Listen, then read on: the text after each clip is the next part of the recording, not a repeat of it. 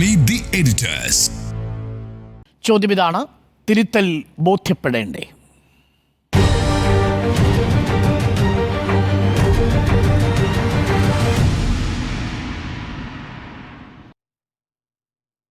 ഉണ്ണി ബാലകൃഷ്ണൻ, തിരുത്തൽ ബോധ്യപ്പെടേണ്ടേ? ഇന്നിപ്പോൾ നമ്മൾ ഇത് ഒരു വിഷയമായിട്ട് വീണ്ടും ചർച്ചയ്ക്കെടുക്കുന്നത് CPM-ൻ്റെ പോളിറ്റ് ബ്യൂറോ അംഗമായിട്ടുള്ള MA ബേബി പച്ചക്കുതിരയിൽ എഴുതിയ ഒരു ലേഖനത്തിൻ്റെ പശ്ചാത്തലത്തിലാണ് അല്ലേ. അദ്ദേഹം പറയുന്നു, വാക്ക്, പ്രവൃത്തി, ജീവിതശൈലി, ഈ മൂന്ന് കാര്യങ്ങളും ഈ തെരഞ്ഞെടുപ്പിൽ പ്രശ്നങ്ങൾ സൃഷ്ടിച്ചിട്ടുണ്ടോ എന്ന് പരിശോധിക്കണം എന്നുള്ളതാണ്. നോക്കൂ, ഈ കാര്യം ആദ്യം പറയുന്ന ആളല്ല MA ബേബി. ഈ തെരഞ്ഞെടുപ്പിന് ശേഷം എന്തുകൊണ്ട് തോൽവി സംഭവിച്ചു എന്നതിനെ സംബന്ധിച്ച് ഈ പാർട്ടിയുടെ ഉന്നതമായ ബോഡി കേന്ദ്ര കമ്മിറ്റിയാണല്ലോ, ആ കേന്ദ്ര കമ്മിറ്റി വിശദമായി ചർച്ച ചെയ്തിട്ടുണ്ട്. ആ വിശദമായ ചർച്ചകൾക്ക് ശേഷം കേന്ദ്ര കമ്മിറ്റി ഒരു കമ്മ്യൂണിക്കെ പുറത്തിറക്കി. ആ കമ്മ്യൂണിക്കയിൽ വ്യക്തമായി പറഞ്ഞിരിക്കുന്നത്, the arrogant behaviour of party cadres from top to bottom are alienating people from the party എന്നാണ്. അതായത് മുകൾ തട്ട് മുതൽ താഴെത്തട്ട് വരെയുള്ള പാർട്ടി പ്രവർത്തകരുടെ ധാർഷ്ട്യം നിറഞ്ഞ പെരുമാറ്റം ഈ പാർട്ടിയിൽ നിന്നും ജനങ്ങളെ അകറ്റുന്നു. ഇത് വളരെ വ്യക്തമായി CPM കേന്ദ്ര കമ്മിറ്റി നമ്മളോട് പറഞ്ഞ കാര്യമാണ്. അതിനുശേഷം നമുക്കൊന്ന് വിലയിരുത്താം, ഈ പറഞ്ഞ പ്രസ്താവം ബംഗാൾ ഘടകത്തിന് ബാധകമാണോ? ഒരിക്കലുമല്ല. കാരണം ബംഗാളിൽ വളരെ ശോഷിച്ചൊരു പാർട്ടിയാണുള്ളത്. അവിടെ ധാർഷ്ട്യമൊന്നും കാണിക്കാനൊരു അവസരം ഇപ്പോഴില്ല. ഇനിയിപ്പോൾ ത്രിപുരയിലെ ഘടകത്തെ ഉദ്ദേശിച്ചാണോ? അതുമല്ല. കാരണം അവിടെയും ത്രിപുരയിലും അതൊരു ശോഷിച്ച പാർട്ടിയാണ്. ഇനിയിപ്പോൾ 2 സീറ്റുകൾ വിജയിച്ച തമിഴ്നാട്ടിലെ പാർട്ടിയെക്കുറിച്ചാണോ? അല്ല. വ്യക്തമായും കേന്ദ്ര കമ്മിറ്റി വിലയിരുത്തിയിരിക്കുന്നത് കേരള സംസ്ഥാന ഘടകത്തെക്കുറിച്ചാണ്. ആ ഘടകത്തിൻ്റെ നേതൃനിര മുതൽ അണികളിൽ വരെ ബാധിച്ചിരിക്കുന്ന ധാർഷ്ട്യത്തെക്കുറിച്ചാണ്. അത് ആ പാർട്ടി വളരെ വ്യക്തതയോടുകൂടി ജനങ്ങൾക്ക് മനസ്സിലാകുന്ന ഭാഷയിൽ കൃത്യമായി പറഞ്ഞിട്ടുണ്ട്. അതിനുശേഷം തോമസ് ഐസക് അത് മലയാളത്തിൽ വളരെ ഭംഗിയായി ഫേസ്ബുക്ക് പോസ്റ്റിൽ എഴുതി, അല്ലേ, ഈ പാർട്ടിക്ക് ജീവൽ ബന്ധം നഷ്ടമായിരിക്കുന്നു എന്നാണ് തോമസ് ഐസക് പറഞ്ഞത്. എന്ന് മാത്രമല്ല, ധാർഷ്ട്യത്തോടുകൂടിയുള്ള പെരുമാറ്റം ഈ പാർട്ടിയെ ജനങ്ങളിൽ നിന്നും അകറ്റുന്നു എന്നും അദ്ദേഹം പറഞ്ഞിട്ടുണ്ട്. അങ്ങ് പാലക്കാട് A വിജയരാഘവൻ, പാർട്ടിയുടെ പോളിറ്റ് ബ്യൂറോ അംഗം, അദ്ദേഹം എന്താ പറഞ്ഞത്? പാർട്ടി പൂതലിച്ച സ്ഥിതിയിലാണുള്ളത് എന്നാണ്. ഈ രണ്ടുപേരുടെയും പ്രസ്താവങ്ങൾക്ക് വളരെ പ്രാധാന്യമുണ്ട്. എന്തുകൊണ്ടാണെന്നറിയാവോ? ഈ രണ്ടുപേരും ഈ തെരഞ്ഞെടുപ്പിൽ മത്സരിച്ചവരാണ്, അല്ലേ. തോമസ് ഐസക് പത്തനംതിട്ടയിലും പോളിറ്റ് ബ്യൂറോ അംഗമായ വിജയരാഘവൻ പാലക്കാടും മത്സരിച്ചു. കഴിഞ്ഞ 1.5 മാസം, അതായത് ഈ പറയുന്ന തെരഞ്ഞെടുപ്പ് പ്രഖ്യാപിച്ചതിന് ശേഷം, സ്ഥാനാർത്ഥി പ്രഖ്യാപനം വന്നതിന് ശേഷം തെരഞ്ഞെടുപ്പ് നടക്കുന്നവരെയുള്ള ദിവസം കനത്ത ചൂടിൽ ഈ ജനങ്ങൾക്കിടയിൽ നടന്ന് പ്രവർത്തിച്ചവരാണ് തോമസ് ഐസക്കും അതേപോലെ തന്നെ നമ്മുടെ A വിജയരാഘവനും. അവർക്ക് ആ ഗ്രൗണ്ട് റിയാലിറ്റി അറിയാം. അതിൻ്റെ അടിസ്ഥാനത്തിലാണ് അവർ പറഞ്ഞത്. ബേബിക്ക് മുമ്പേ ഈ പറയുന്ന കാസർഗോഡ് മുതൽ തിരുവനന്തപുരം വരെയുള്ള ജില്ലാ കമ്മിറ്റികൾ, ഏരിയ കമ്മിറ്റികൾ, ലോക്കൽ കമ്മിറ്റികൾ, ബ്രാഞ്ച് കമ്മിറ്റികൾ ഈ പരാജയം വിലയിരുത്തിയിരുന്നല്ലോ. എന്താണ് പുറത്തേക്ക് വന്ന വാർത്ത? കാഞ്ഞങ്ങാട് കൂടിയ കാസർഗോഡ് ജില്ലാ കമ്മിറ്റി യോഗം അസന്നിഗ്ധമായിട്ട് പറഞ്ഞു, മുഖ്യമന്ത്രിയുടെ ശൈലി മാറണം, സംസ്ഥാന സെക്രട്ടറിയുടെ ശൈലി മാറണം, EP ജയരാജൻ്റെ ശൈലി മാറണം. 3 കാര്യങ്ങളാണ് ആ പാർട്ടി സമ്മേളനത്തിൽ ഉയർന്നു വന്നത്. അങ്ങേയറ്റത്ത് തിരുവനന്തപുരത്ത് എന്താണ് പ്രവർത്തകരുടെ വിമർശനം? ക്ലിഫ് ഹൗസിൽ വ്യവസായികൾ വരുന്നു, മുഖ്യമന്ത്രിയുടെ വെറുപ്പിക്കൽ ശൈലി, മറ്റു മന്ത്രിമാരുടെ ധാർഷ്ട്യം, EP ജയരാജൻ്റെ ജീവിതശൈലി, ഇതെല്ലാം മാറണം. നമുക്ക് ഈ കാര്യങ്ങളെ സംബന്ധിച്ച് തെളിവൊന്നുമില്ല കേട്ടോ. കാരണം എന്ന് വെച്ചാൽ ജില്ലാ കമ്മിറ്റി കൂടുകയാണ്, ആ കമ്മിറ്റിക്ക് അകത്ത് നടക്കുന്ന ചർച്ചകളാണ്. പക്ഷേ ചില സോഴ്സസ് ഉണ്ട്, ആ സോഴ്സസിലൂടെ പുറത്തേക്ക് വരുന്ന വാർത്തകളാണ് ഇതൊക്കെ. ഇങ്ങനെയുള്ള വിലയിരുത്തലുകളൊക്കെ ഉണ്ടായി. അതിനുശേഷമാണ് MA ബേബി ഇപ്പോൾ പറഞ്ഞിരിക്കുന്നത്, വാക്ക്, പ്രവൃത്തി, ജീവിതശൈലി, 3 കാര്യങ്ങളും വളരെ പ്രധാനമാണെന്നേ. വാക്കുകൊണ്ട് മുറിവേറ്റയാളാണ് കേട്ടോ MA ബേബി. 2014 ലോക്സഭാ തെരഞ്ഞെടുപ്പിൽ ഒരു ഒറ്റ വാക്കാ MA ബേബിയെ തോൽപ്പിച്ചത്. നമുക്കൊക്കെ അറിയാമല്ലോ, പരനാറി എന്ന് പറയുന്നൊരു വാക്കാണ്. ഈ 2014 കൊല്ലം ജില്ലയുടെ അവസ്ഥ എന്താണെന്നറിയാമോ? അതിനുശേഷം നടന്ന തെരഞ്ഞെടുപ്പിൽ എല്ലാ സീറ്റുകളിലും CPM ജയിച്ച ജില്ലയാണ്. യഥാർത്ഥത്തിൽ CPM-ൻ്റെ കോട്ട അല്ലെങ്കിൽ ഇടതുപക്ഷത്തിൻ്റെ കോട്ട കണ്ണൂരൊന്നുമല്ല, കൊല്ലമാണ്. താങ്കൾ വരുന്ന ജില്ലയാണ്. ആ ജില്ലയിലെ മുഴുവൻ സീറ്റുകളും 2014 ജയിക്കുമ്പോഴാണ് 2014 തെരഞ്ഞെടുപ്പിൽ MA ബേബിയെ പോലെ ആൾ, അദ്ദേഹം MLA ആയിരുന്നു കുണ്ടറയിൽ നിന്നുള്ള, ആ സമയത്താണ് അദ്ദേഹം MP ആയിട്ട് അവിടെ മത്സരിക്കുന്നത്. NK പ്രേമേന്ദ്രനാണ് എതിർ സ്ഥാനാർത്ഥിയായിട്ട് മത്സരിക്കുന്നത്. 2014 ഒറ്റ വാക്കിൽ MA ബേബി തോറ്റുപോയി. പരനാറി എന്ന വാക്ക് അത് ഈ നിമിഷം വരെ തിരുത്തിയിട്ടില്ല കേട്ടോ. അതുകൊണ്ടൊരു പ്രത്യേകത എന്താണെന്നറിയോ? 2014 ബേബി തോറ്റു, പ്രേമേന്ദ്രൻ ജയിച്ചു. 2019 ബാലഗോപാൽ അവിടെ മത്സരിച്ചു, പ്രേമേന്ദ്രൻ ജയിച്ചു. 2024 പ്രേമേന്ദ്രൻ ജയിച്ചു. വലിയ ഭൂരിപക്ഷത്തോടു കൂടിയാണ്, ഭൂരിപക്ഷം വർദ്ധിപ്പിച്ചുകൊണ്ടിരിക്കുന്നു. അപ്പോൾ തിരുത്താതിരിക്കുന്നതിൻ്റെ പ്രത്യാഘാതങ്ങൾ ഒരു വശത്ത് സംഭവിച്ചുകൊണ്ടിരിക്കുന്നുണ്ട്. ഇനി ഞാനൊരു കാര്യം പറയട്ടെ. നമ്മളിപ്പോൾ ഈ ശൈലി മാറ്റം എന്ന് പറയുമ്പോൾ അതൊരു ചെറിയ വിഷയമല്ല. ഞാനിപ്പോൾ ഒരു മനുഷ്യനുമായി പരിചയപ്പെട്ടാൽ 2 മിനിറ്റ് കൊണ്ട് അയാൾ എന്നെ സംബന്ധിച്ചിടത്തോളം പൂർണ്ണമായും അപരിചിതനായിരിക്കും, അയാൾക്ക് ഞാനും അപരിചിതനായിരിക്കും. നമ്മൾ രണ്ടാളുകൾ കണ്ട് സംസാരിച്ച് 2 മിനിറ്റുള്ളിൽ ഞാൻ അയാളെക്കുറിച്ചും അയാൾ എന്നെക്കുറിച്ചും ഒരു അഭിപ്രായ രൂപീകരണം നടത്തും. അതിനാണ് ഇംപ്രഷൻ എന്ന് പറയുന്നത്. പിന്നെ തുടർന്ന് എൻ്റെ ജീവിതകാലത്തിൽ അയാളുമായിട്ട് ഒരു സൗഹൃദം നിലനിർത്തണോ വേണ്ടയോ എന്ന് തീരുമാനിക്കുന്നതിനകത്ത് ഈ ആദ്യത്തെ 2 മിനിറ്റിന് വലിയ റോളുണ്ട്. ഞാൻ പറഞ്ഞു വരുന്നത്, നിങ്ങൾ എങ്ങനെ പ്രവർത്തിച്ചാലും നിങ്ങളൊരു സൊസൈറ്റിക്കകത്ത് ഉണ്ടാക്കുന്ന ഇംപ്രഷൻ വളരെ പ്രധാനമാണ്.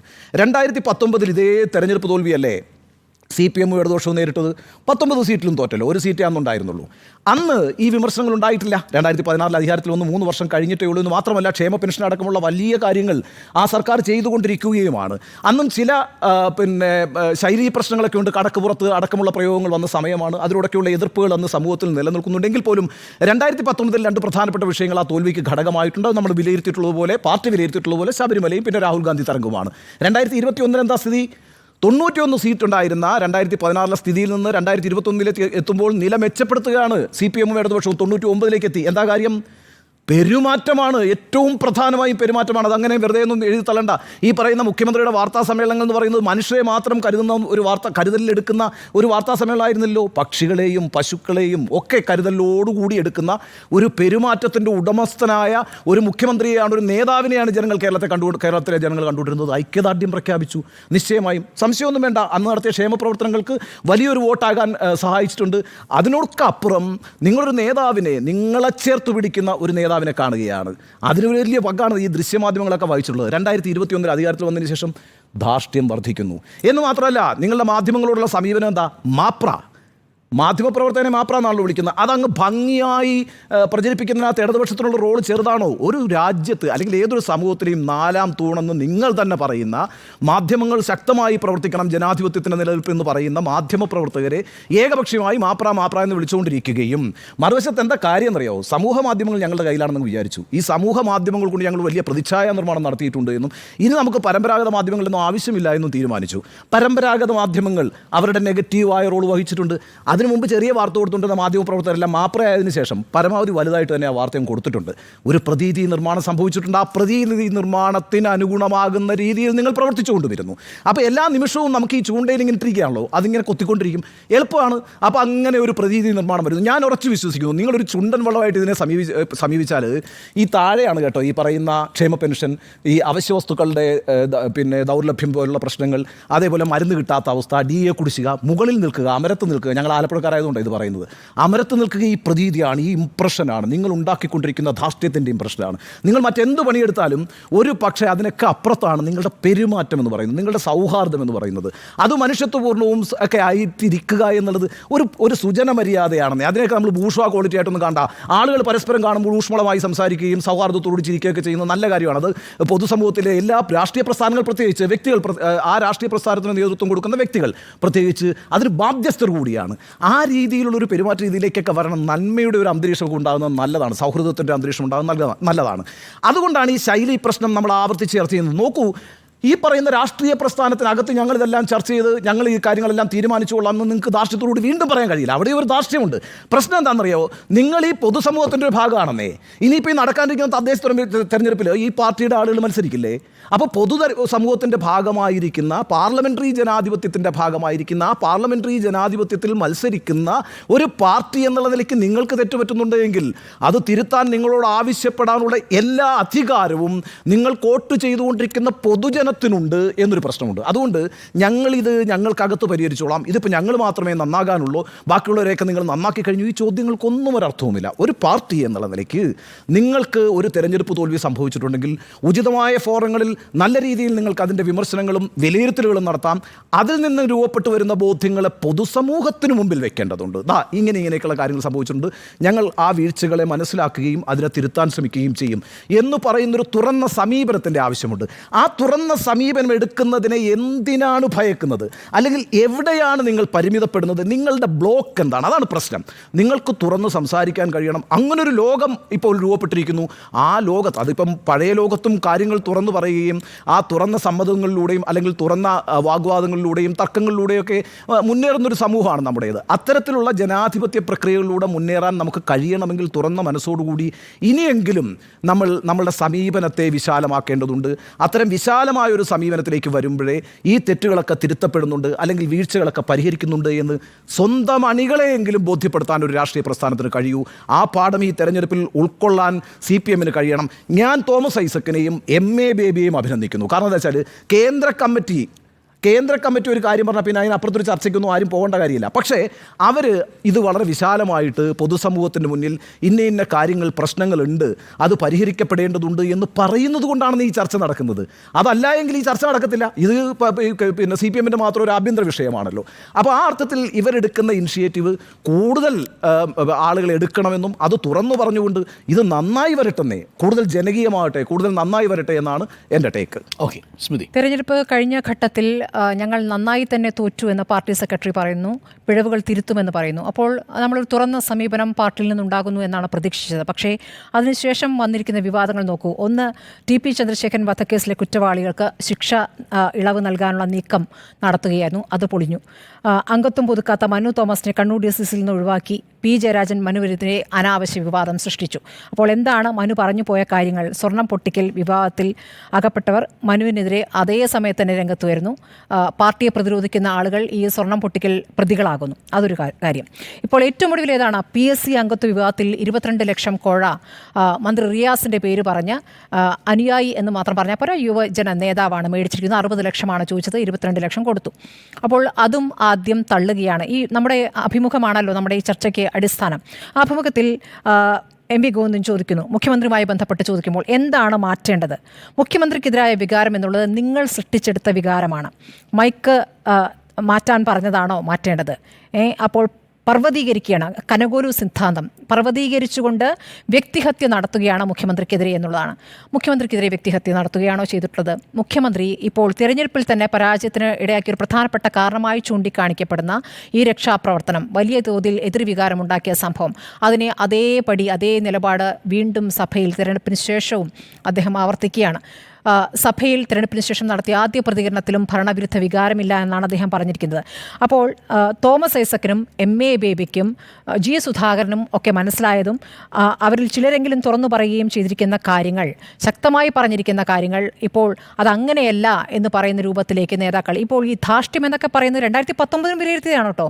2019 സംസ്ഥാന കമ്മിറ്റി വിലയിരുത്തുകയും മാർഗരേഖ പുറപ്പെടുവിക്കുകയും ചെയ്തിട്ടുള്ളതാണ്. ധാർഷ്ട്യം എന്ന വാക്കില്ലായിരിക്കാം, പക്ഷേ വിനയം വേണം നേതാക്കൾക്ക്, താഴെത്തട്ട് മുതൽ വിനയത്തോട് പെരുമാറണം ആളുകളോട് എന്നുള്ള കാര്യമുണ്ടായിരുന്നു. പക്ഷേ ഇവിടെ നേതാക്കൾക്കെല്ലാം ഒരേ രൂപത്തിലുള്ളൊരു പ്രതികരണം, ഒരേ രൂപത്തിലുള്ള ഭാഷ, മാധ്യമങ്ങൾ മുഴുവൻ കുഴപ്പക്കാരാണ്, മാധ്യമങ്ങൾ മുഴുവൻ ശത്രുക്കളാണ്, പാർട്ടി ഇല്ലാതാക്കൽ എന്നൊരു ലക്ഷ്യത്തോടു കൂടി പ്രവർത്തിക്കുന്നു എന്നുള്ളത് ആവർത്തിച്ച് ഈ പരാജയത്തിന് ശേഷം നടത്തുന്നു എന്നുള്ളതാണ്.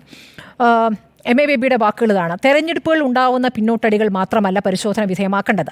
വ്യത്യസ്ത തോതിൽ ഇടതുപക്ഷ സ്വാധീന മേഖലകളിൽ ബഹുജന സ്വാധീനത്തിലും പ്രതികരണശേഷിയിലും ആഘാതശക്തിയിലും ചോർച്ചയും ഇടിവും സംഭവിക്കുന്നുണ്ട്. ഇതിൽ രാഷ്ട്രീയ ഘടകങ്ങളും സംഘടനാപരമായ കാരണങ്ങളും ഭരണവുമായി ബന്ധപ്പെട്ട പ്രശ്നങ്ങളും ബഹുജനങ്ങളുമായി ഇടപെടുമ്പോൾ സംഭവിക്കുന്ന വാക്കും പ്രവൃത്തിയും ജീവിതശൈലിയുമായി ബന്ധപ്പെട്ട പ്രശ്നങ്ങളും ഉണ്ടാകാം.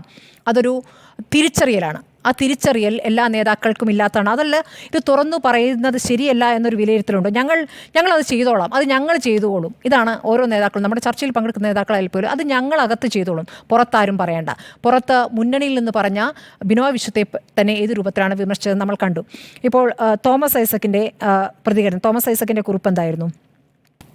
ജീവൽ ബന്ധം നഷ്ടപ്പെട്ടു. ജനങ്ങൾ പാർട്ടി ഉണ്ടാവും, ജനങ്ങൾ ഉണ്ടാവില്ല എന്നുള്ള നിലപാടാണ്. വോട്ടർമാരുടെ മനോഭാവത്തിൽ വന്ന മാറ്റങ്ങളെ വായിക്കുന്നതിൽ പാർട്ടിക്കുണ്ടായ വീഴ്ച വലുതാണ്. തിരഞ്ഞെടുപ്പിൽ ഒരു ഘട്ടത്തിലും എതിർത്തരംഗം കേരളത്തിലുണ്ടെന്ന് മനസ്സിലാക്കാനായില്ല. എന്തൊരു വലിയ വീഴ്ചയാണ്. എന്താണ് മനസ്സിലാക്കാനായത്? അപ്പോൾ ഇവർ വേറെ ഏതോ ഒരു ലോകത്ത് ജീവിക്കുകയായിരുന്നു എന്ന് വേണം മനസ്സിലാക്കാൻ. ഇത്തവണത്തെ പോളിംഗ് ശതമാനം 71% കുറഞ്ഞപ്പോൾ ഇടതുപക്ഷ വിലയിരുത്തൽ UDF BJP വോട്ടുകളാണ് മരവിച്ചതെന്നാണ്. എന്നാൽ പോളിംഗിന് മുമ്പുള്ള വിലയിരുത്തലും പോളിംഗിന് ശേഷം ബൂത്തുകളിൽ നിന്നുള്ള വിലയിരുത്തലും താരതമ്യപ്പെടുത്തുമ്പോൾ പല മണ്ഡലങ്ങളും ഗണ്യമായ തോതിൽ LDF വോട്ടുകൾ പോൾ ചെയ്യപ്പെട്ടിട്ടില്ല എന്ന് കാണാൻ കഴിഞ്ഞു. അപ്പോൾ നമ്മുടെ വോട്ടുകൾ പോയിരിക്കുന്നു. പാർട്ടി സെക്രട്ടറി എന്താണ് പറഞ്ഞത്? ഞങ്ങൾക്ക് വെറുതെ 1.75% പോയിട്ടുള്ളൂ. അതാ UDFന് പോയിരിക്കുന്നു 2.8%. അപ്പോൾ ഞങ്ങൾക്ക് പോയിട്ടില്ല എന്ന് കണക്ക്, ഈ സാങ്കേതികത്വം പറഞ്ഞിട്ട് കാര്യമല്ലോ. ചോർന്ന കാര്യം ഇവർക്ക് അറിയാഞ്ഞിട്ടല്ല, MP ഗോവിന്ദൻ അറിയാഞ്ഞിട്ടല്ല, തുറന്നു പറയുന്നുണ്ടോ എന്നുള്ളത്. തുറന്നു പറയുന്നതിലാണ് വിനയം ബോധ്യമാവുക, അല്ലേ? തോമസ് ഐസക് ആ പിഴവാണ് പറയുന്നത്. നമുക്ക് അതിനകത്ത് ഒരു കാര്യം കൂടി പറയുന്നുണ്ട്. ഈ 2024 ലഭിച്ച വോട്ട് 33.5%, കഴിഞ്ഞ അരനൂറ്റാണ്ട് കാലത്തെ ചരിത്രത്തിൽ ഏറ്റവും താഴ്ന്നതാണ് എന്നാണ് ഐസക് പറഞ്ഞിരിക്കുന്നത് ആ കുറിപ്പിൽ. 33.5%. അതായത് 64 പാർട്ടി ഉണ്ടായതിനു ശേഷം നടന്ന തെരഞ്ഞെടുപ്പുകളിൽ ഏറ്റവും ഏതാണ്ട് 10 വർഷം കഴിഞ്ഞ് കഴിഞ്ഞാൽ പിന്നെ ഇങ്ങോട്ടേക്ക് എടുക്കുമ്പോൾ 70-ന് ശേഷം ഏറ്റവും കുറഞ്ഞ വോട്ട് 33.5%. തോമസ് ഐസക്കിൻ്റെ കണക്കാണ്. നോക്കൂ, ജില്ലാ കമ്മിറ്റികളുടെ ചർച്ചകളും നിർദ്ദേശങ്ങളും പരിശോധിച്ച് രൂപം നൽകണം തീരുമാനം. ഇങ്ങനെ പാർട്ടിക്കുള്ളിൽ മാത്രമല്ല പാർട്ടി അനുഭാവികളോടും ബന്ധുക്കളോടും തുറന്ന് ചർച്ച ചെയ്യുന്നതിനാണ് തീരുമാനം. അപ്പോൾ പാർട്ടി അങ്ങനെ ഒരു തീരുമാനത്തിലേക്ക് പോകുന്നുണ്ട്. ഇപ്പോൾ നമ്മൾ ചർച്ചയിൽ എം പ്രകാശൻ ചർച്ച ചെയ്യുമ്പോഴും പറയുന്നുണ്ട് യോഗങ്ങൾ വിളിക്കാൻ പോകുന്നു, യോഗങ്ങളിൽ വിശദീകരിക്കും. അപ്പോൾ ഇതൊക്കെ മാധ്യമങ്ങൾ അതും കൊടുക്കുമല്ലോ, പാർട്ടി എന്താണ് വിശദീകരിക്കുന്നത് എന്നുള്ളത്. അതിലിപ്പോൾ ഇതൊരു രഹസ്യ സ്വഭാവം എന്താണ്? ഇതാണ് ഞങ്ങളുടെ പിഴവ് പറ്റി, ഇതിൽ ഈ കണക്കൂട്ടൽ ഞങ്ങൾക്ക് തെറ്റി, ഇന്ന ആളുകൾ നമ്മളിൽ നിന്ന് പോയത് എന്താണ് എന്നൊരു വിലയിരുത്തൽ വേണം എന്നുള്ള കാര്യം അത് തുറന്നു പറയുമ്പോൾ അത് വേറെ തന്നെയാണ്. അത് ഞാൻ പറഞ്ഞത് ഇംപ്രഷൻ ഉണ്ടാക്കുക എന്നുള്ള പ്രധാനപ്പെട്ട കാര്യമാണ്. മുഖ്യമന്ത്രി ശൈലി തിരുത്തേണ്ടതുണ്ട്. ഇപ്പോൾ ആര് തിരുത്തുമെന്നാണ് പറയുന്നത്? എന്ത് തിരുത്തലാണ് പറയുന്നത്? ഞങ്ങൾ തിരുത്തുമെന്ന് പറയുന്നു. എന്താണെന്ന് നിങ്ങൾ അറിയേണ്ട. അതെന്ത് സമീപനമാണ്? തുറന്ന സമീപനം എന്ന് പറയുമ്പോൾ എന്താണ് തിരുത്തുന്നത് കൂടി അറിയിക്കണ്ടേ? അവിടെ എനിക്കൊരു വിമർശനമുണ്ട്. ഞാൻ ആ വിമർശനം പറയാം. കഴിഞ്ഞോ സ്മൃതി? ഞാൻ ഈ വിഷയത്തിൽ തിരുത്തൽ ബോധ്യപ്പെടേണ്ടതാണ് എന്ന് തന്നെയാണ് കണക്കാക്കുന്നത്. തീർച്ചയായിട്ടും പാർട്ടിയുടെ എല്ലാ തലങ്ങളിലും അത്തരത്തിലുള്ള ചർച്ചകൾ നടന്നു. ആ ചർച്ചകളുടെ ഭാഗമായിട്ടാണ് ഇന്നിപ്പോൾ എം എ ബേബിയുടെ ലേഖനം പച്ചക്കുതിരയിൽ വന്നിരിക്കുന്നത് എന്ന് തന്നെയാണ് ഞാൻ ബോധ്യപ്പെടുത്തേണ്ടത്. ഇതൊരു പക്ഷേ കേന്ദ്ര കമ്മിറ്റിയിൽ നടന്ന ചർച്ചയുടെ ഭാഗമായി കൂടിയാണ് എം എ ബേബി ഈ വിഷയങ്ങൾ അവതരിപ്പിച്ചിരിക്കുന്നത്. അതിൽ പറയേണ്ട കാര്യങ്ങൾ വളരെ വ്യക്തമായി എം എ ബേബി പച്ചക്കുതിരയിൽ വെളിപ്പെടുത്തുന്നുണ്ട്. അതിൽ പറയുന്നൊരു വളരെ പ്രധാനപ്പെട്ട കാര്യം, ജനങ്ങളിൽ നിന്ന് പഠിച്ച് ജനങ്ങളെ പഠിപ്പിക്കേണ്ട ഉത്തരവാദിത്വമുണ്ട് പാർട്ടിക്ക് എന്നുള്ളതാണ്. ഇത് വളരെ പ്രധാനപ്പെട്ട ഒരു കാര്യമാണ്. ഒരു കേഡർ പാർട്ടി എന്ന നിലയിൽ ആ പാർട്ടിയുടെ പ്രവർത്തനത്തിൻ്റെ ശൈലിയിൽ വരുത്തേണ്ട മാറ്റം എങ്ങനെയാണ് എന്നുള്ളതിനെക്കുറിച്ച് എം എ ബേബി വളരെ വ്യക്തമായി തന്നെ ഈ ലേഖനത്തിൽ പറയുന്നുണ്ട്. ഞാൻ അതിലേക്ക് വരാം. അതിനു മുമ്പ് നേരത്തെ ഇവിടെ സൂചിപ്പിച്ചൊരു കാര്യം, ഇതൊരു കേവലം ഒരു ശൈലി മാറ്റത്തിലൂടെ മാത്രം ഈ തെറ്റിദ്ധരുത്തൽ വരുത്തും എന്നൊരു ബോധ്യം എനിക്കില്ല. കാരണം ഈ തെരഞ്ഞെടുപ്പിൽ CPM-നെ അല്ലെങ്കിൽ ഇടതുപക്ഷത്തെ പ്രതികൂലമായി ബാധിച്ചത് ഏതെങ്കിലും തരത്തിൽ മുഖ്യമന്ത്രിയുടെ മാത്രം അരഗൻസ് ആണെന്നോ അല്ലെങ്കിൽ ഏതെങ്കിലും നേതാക്കളുടെ മാത്രം അരഗൻസ് ആണെന്നോ ഉള്ള ഒരു ബോധ്യപ്പെടലായിട്ട് ഞാനതിനെ കണക്കാക്കുന്നില്ല. തീർച്ചയായിട്ടും എല്ലാ പാർട്ടി പ്ലീനങ്ങളിലും ഈ കാര്യങ്ങൾ ആവർത്തിച്ച് പറയാറുണ്ട്. ജനങ്ങളുമായി അടുത്ത് നിൽക്കേണ്ടതുണ്ട്. പാർട്ടി നേതാക്കളുടെയും പാർട്ടി അണികളുടെയും ഒക്കെ ഭാഗത്തു നിന്നുണ്ടാകുന്ന പ്രവർത്തനത്തെക്കുറിച്ച് പാർട്ടി പ്ലീനങ്ങൾ പറയും. 2015 കൽക്കത്തയിൽ നടന്ന പാർട്ടി പ്ലീനത്തിലാണല്ലോ തെറ്റിദ്ധരുത്തലുമായി ബന്ധപ്പെട്ട് ഒരുപാട് കാര്യങ്ങൾ പരാമർശിച്ചിരുന്നത്. അന്ന് പറഞ്ഞിരിക്കുന്ന അതേ കാര്യങ്ങൾ തന്നെയാണ് 2024 തെരഞ്ഞെടുപ്പ് പരാജയത്തിൻ്റെ കാരണങ്ങളായി ചൂണ്ടിക്കാണിക്കപ്പെടുന്ന ഒരു പ്രധാനപ്പെട്ട കാര്യവും. അതിലൊന്നാണ് ഇന്ന് എം വി ഗോവിന്ദ മാഷ് പറഞ്ഞിരിക്കുന്നത്, അണികൾക്കും സഖാക്കൾക്കുമെല്ലാം പണത്തിന് വലിയ ആർത്തി ഉണ്ടാവുന്നു എന്നുള്ളതാണ്. ഇത് 2015 കൽക്കത്ത പ്ലീനത്തിൽ പറഞ്ഞിരിക്കുന്ന ഒന്നാണ്.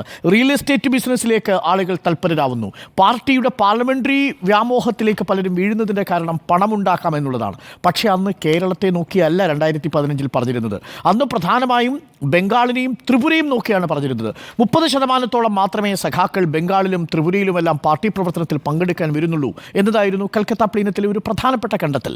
അത് പിന്നീട് ശരിയാണെന്ന് തെളിയുകയും ചെയ്തു. 15 വർഷം കൊണ്ട് പാർട്ടിയുടെ വലിയ രീതിയിലുള്ള വോട്ടൊഴുക്ക് എങ്ങനെയാണ് മറ്റു പാർട്ടികളിലേക്കും തൃണമൂൽ കോൺഗ്രസിലേക്കും ഒഴിഞ്ഞു പോയതെന്ന് ബംഗാൾ നമ്മളെ പഠിപ്പിച്ചു. BJP-യിലേക്ക് എങ്ങനെയാണ് ആ പാർട്ടി വോട്ടുകൾ ഒഴുകിയതെന്ന് ത്രിപുരയും നമ്മെ പഠിപ്പിച്ചു. എന്നാൽ 2024 എത്തുമ്പോൾ 2015 പാർട്ടി പ്ലീനത്തിൽ പറഞ്ഞ പല ഘടകങ്ങളും കേരളത്തിലെ അണികൾക്കും നേതാക്കൾക്കും ബാധകമാണ് എന്നത് പാർട്ടി സ്വയം തിരിച്ചറിയുന്നുണ്ട് എന്നാണ് ഞാൻ മനസ്സിലാക്കുന്നത്. അതുകൊണ്ട് തന്നെ പാർട്ടി ജനങ്ങളുടെ അടുത്തേക്ക് പോവുകയും ജനങ്ങളുമായി ബന്ധപ്പെട്ടുകൊണ്ട് പാർട്ടിയുടെ ശൈലി തിരുത്തുകയും ചെയ്യും. 3 തലങ്ങളിലാണ് എം എ ബേബി ആ ലേഖനത്തിൽ പറയുന്നത്. എങ്ങനെയാണ്? സംഘടനാപരമായി, രാഷ്ട്രീയമായി, ഭരണതലത്തിൽ. ഇതുകൂടാതെ ജനങ്ങളുമായി ബന്ധപ്പെട്ട് സാധാരണ പ്രവർത്തകൻ നടത്തേണ്ട വാക്കിലും പ്രവൃത്തിയിലും ജീവിതശൈലിയിലും വരുത്തേണ്ട മാറ്റം.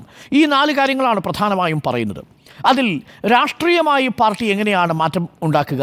രാഷ്ട്രീയമായി മാറ്റം ഉണ്ടാക്കുന്നത് സർക്കാർ എടുക്കുന്നൊരു തീരുമാനത്തെ, ആ സർക്കാരിൻ്റെ തീരുമാനത്തെ കണ്ണുമടച്ച് അംഗീകരിക്കലല്ല ഇടതുപക്ഷ രാഷ്ട്രീയത്തിന് ഉത്തരവാദിത്വം എന്നതാണ് നമ്മളെല്ലാവരും മനസ്സിലാക്കിയിരിക്കുന്നത്. ഉദാഹരണത്തിന് കേരളയിലുമായി ബന്ധപ്പെട്ടൊരു വിവാദം കേരളത്തിലുണ്ടാകുന്നു. നമ്മളധികം ചർച്ച ചെയ്ത വിഷയമാണ്. ഈ വിഷയം സർക്കാരിന് ബോധ്യപ്പെടുത്താൻ കഴിയുന്നില്ല പൊതുജനത്തെ. മാധ്യമങ്ങളടക്കം കേരളിന് പ്രതിപക്ഷ സ്ഥാനത്ത് നിൽക്കുന്നു. അന്ന് ഇടതുപക്ഷത്തോടൊപ്പം നിലയുറപ്പിച്ചിരുന്ന ഒരു പ്രധാനപ്പെട്ട വിഭാഗം കേരളിനെതിരായിട്ട് നിന്നു. ഉദാഹരണത്തിന് ശാസ്ത്ര സാഹിത്യ പരിഷത്ത്. കേരളത്തിലെ ഇടതുപക്ഷ ബോധ്യത്തെ രൂപപ്പെടുത്തുന്നതിൽ നിർണായകമായ പങ്കുവഹിച്ച ശാസ്ത്ര സാഹിത്യ പരിഷത്ത് സർക്കാരെടുത്ത തീരുമാനത്തെ വെല്ലുവിളിക്കുന്നു. പാർട്ടി മെഷീനറി സർക്കാരിനോടൊപ്പം നിൽക്കുകയും ആ ആശയത്തിനോട് മുന്നോട്ട് പോവുകയും ചെയ്യുമ്പോൾ ഇടതുപക്ഷ രാഷ്ട്രീയത്തിൽ വിള്ളലുണ്ടാവുന്നു. അവിടെ കവി റഫീഖിനെ പോലുള്ളവർ കവിതകൾ എഴുതുന്നു. ആ കവിതകളെ എങ്ങനെയാണ് പാർട്ടി തലത്തിൽപ്പെട്ട സൈബർ നേതാക്കൾ അല്ലെങ്കിൽ സൈബർ ഗുണ്ടകൾ നേരിട്ടത്?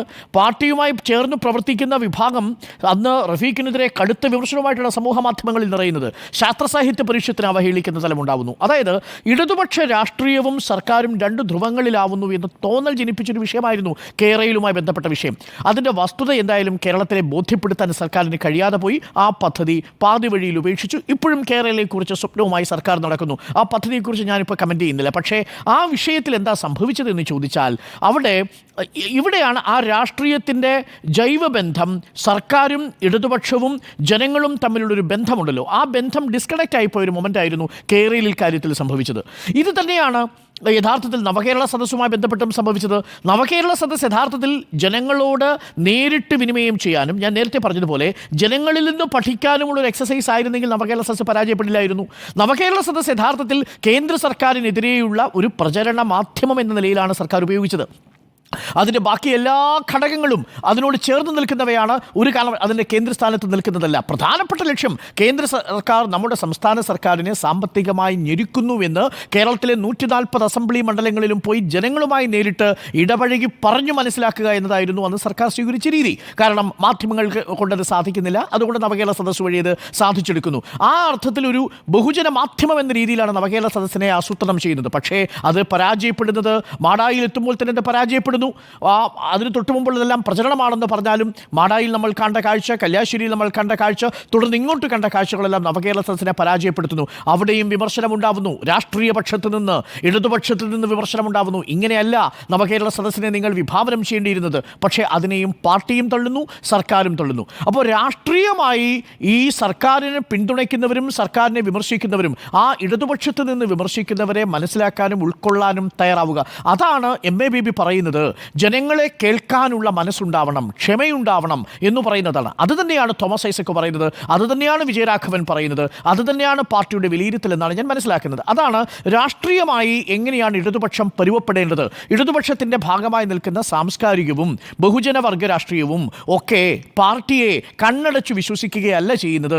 തെറ്റ് തിരുത്തേണ്ട സന്ദർഭങ്ങളിൽ തിരുത്തുകയും അവരെ കേൾക്കാൻ പാർട്ടിക്കും സർക്കാരിനും കഴിയുകയും ചെയ്യുക എന്നുള്ളതാണ്. ആ നിലയിൽ സർക്കാരിൻ്റെ മാറ്റമുണ്ടാവണം. രണ്ടാമത്തത് സംഘടനാ തലത്തിലുണ്ടാവുന്ന മാറ്റത്തെക്കുറിച്ചാണ്. അവിടെയാണ് ഒരു പ്രധാനപ്പെട്ട മാറ്റം സംഭവിച്ചിരിക്കുന്നതായി ഈ ഞാൻ നേരത്തെ സൂചിപ്പിച്ച 2015 പ്ലീനത്തിൽ നിന്നും വലിയ മാറ്റങ്ങൾ ആ ഘട്ടത്തിൽ സംഭവിച്ചിട്ടില്ല. ഉദാഹരണത്തിന് ഇപ്പോൾ നമ്മൾ ഏറ്റവും ഒടുവിൽ ചർച്ച ചെയ്തുകൊണ്ടിരിക്കുന്ന വിഷയം കോഴ വിഷയമാണ്. കോഴ വിഷയത്തിൽ പ്രമോദ് കോട്ടുള്ളിയെക്കുറിച്ച് നമ്മൾ ചർച്ച ചെയ്യുന്നു. പ്രമോദ് കോട്ടുള്ളി ഒരു ഏരിയ കമ്മിറ്റി അംഗമാണ്, ഏരിയ സെൻറ്ററിലെ അംഗമാണ്. ഒരുപക്ഷേ ഭാവിയിലെ ഏരിയ സെക്രട്ടറിയായി ഉയർത്തപ്പെടേണ്ടയാളാണ്. മികച്ച സംഘാടകനായിട്ടാണ് ഞാൻ മനസ്സിലാക്കുന്നത്. ആ സംഘാടകനായ പ്രമോദ് കോട്ടുള്ളി ഇപ്പോൾ ഒരു കോഴ വിവാദത്തിൽ പെട്ടിരിക്കുന്നു. അതിൻ്റെ ശരിതെറ്റുകൾ എന്തോ ആവട്ടെ, അത് അന്വേഷിച്ച് കണ്ടെത്തട്ടെ.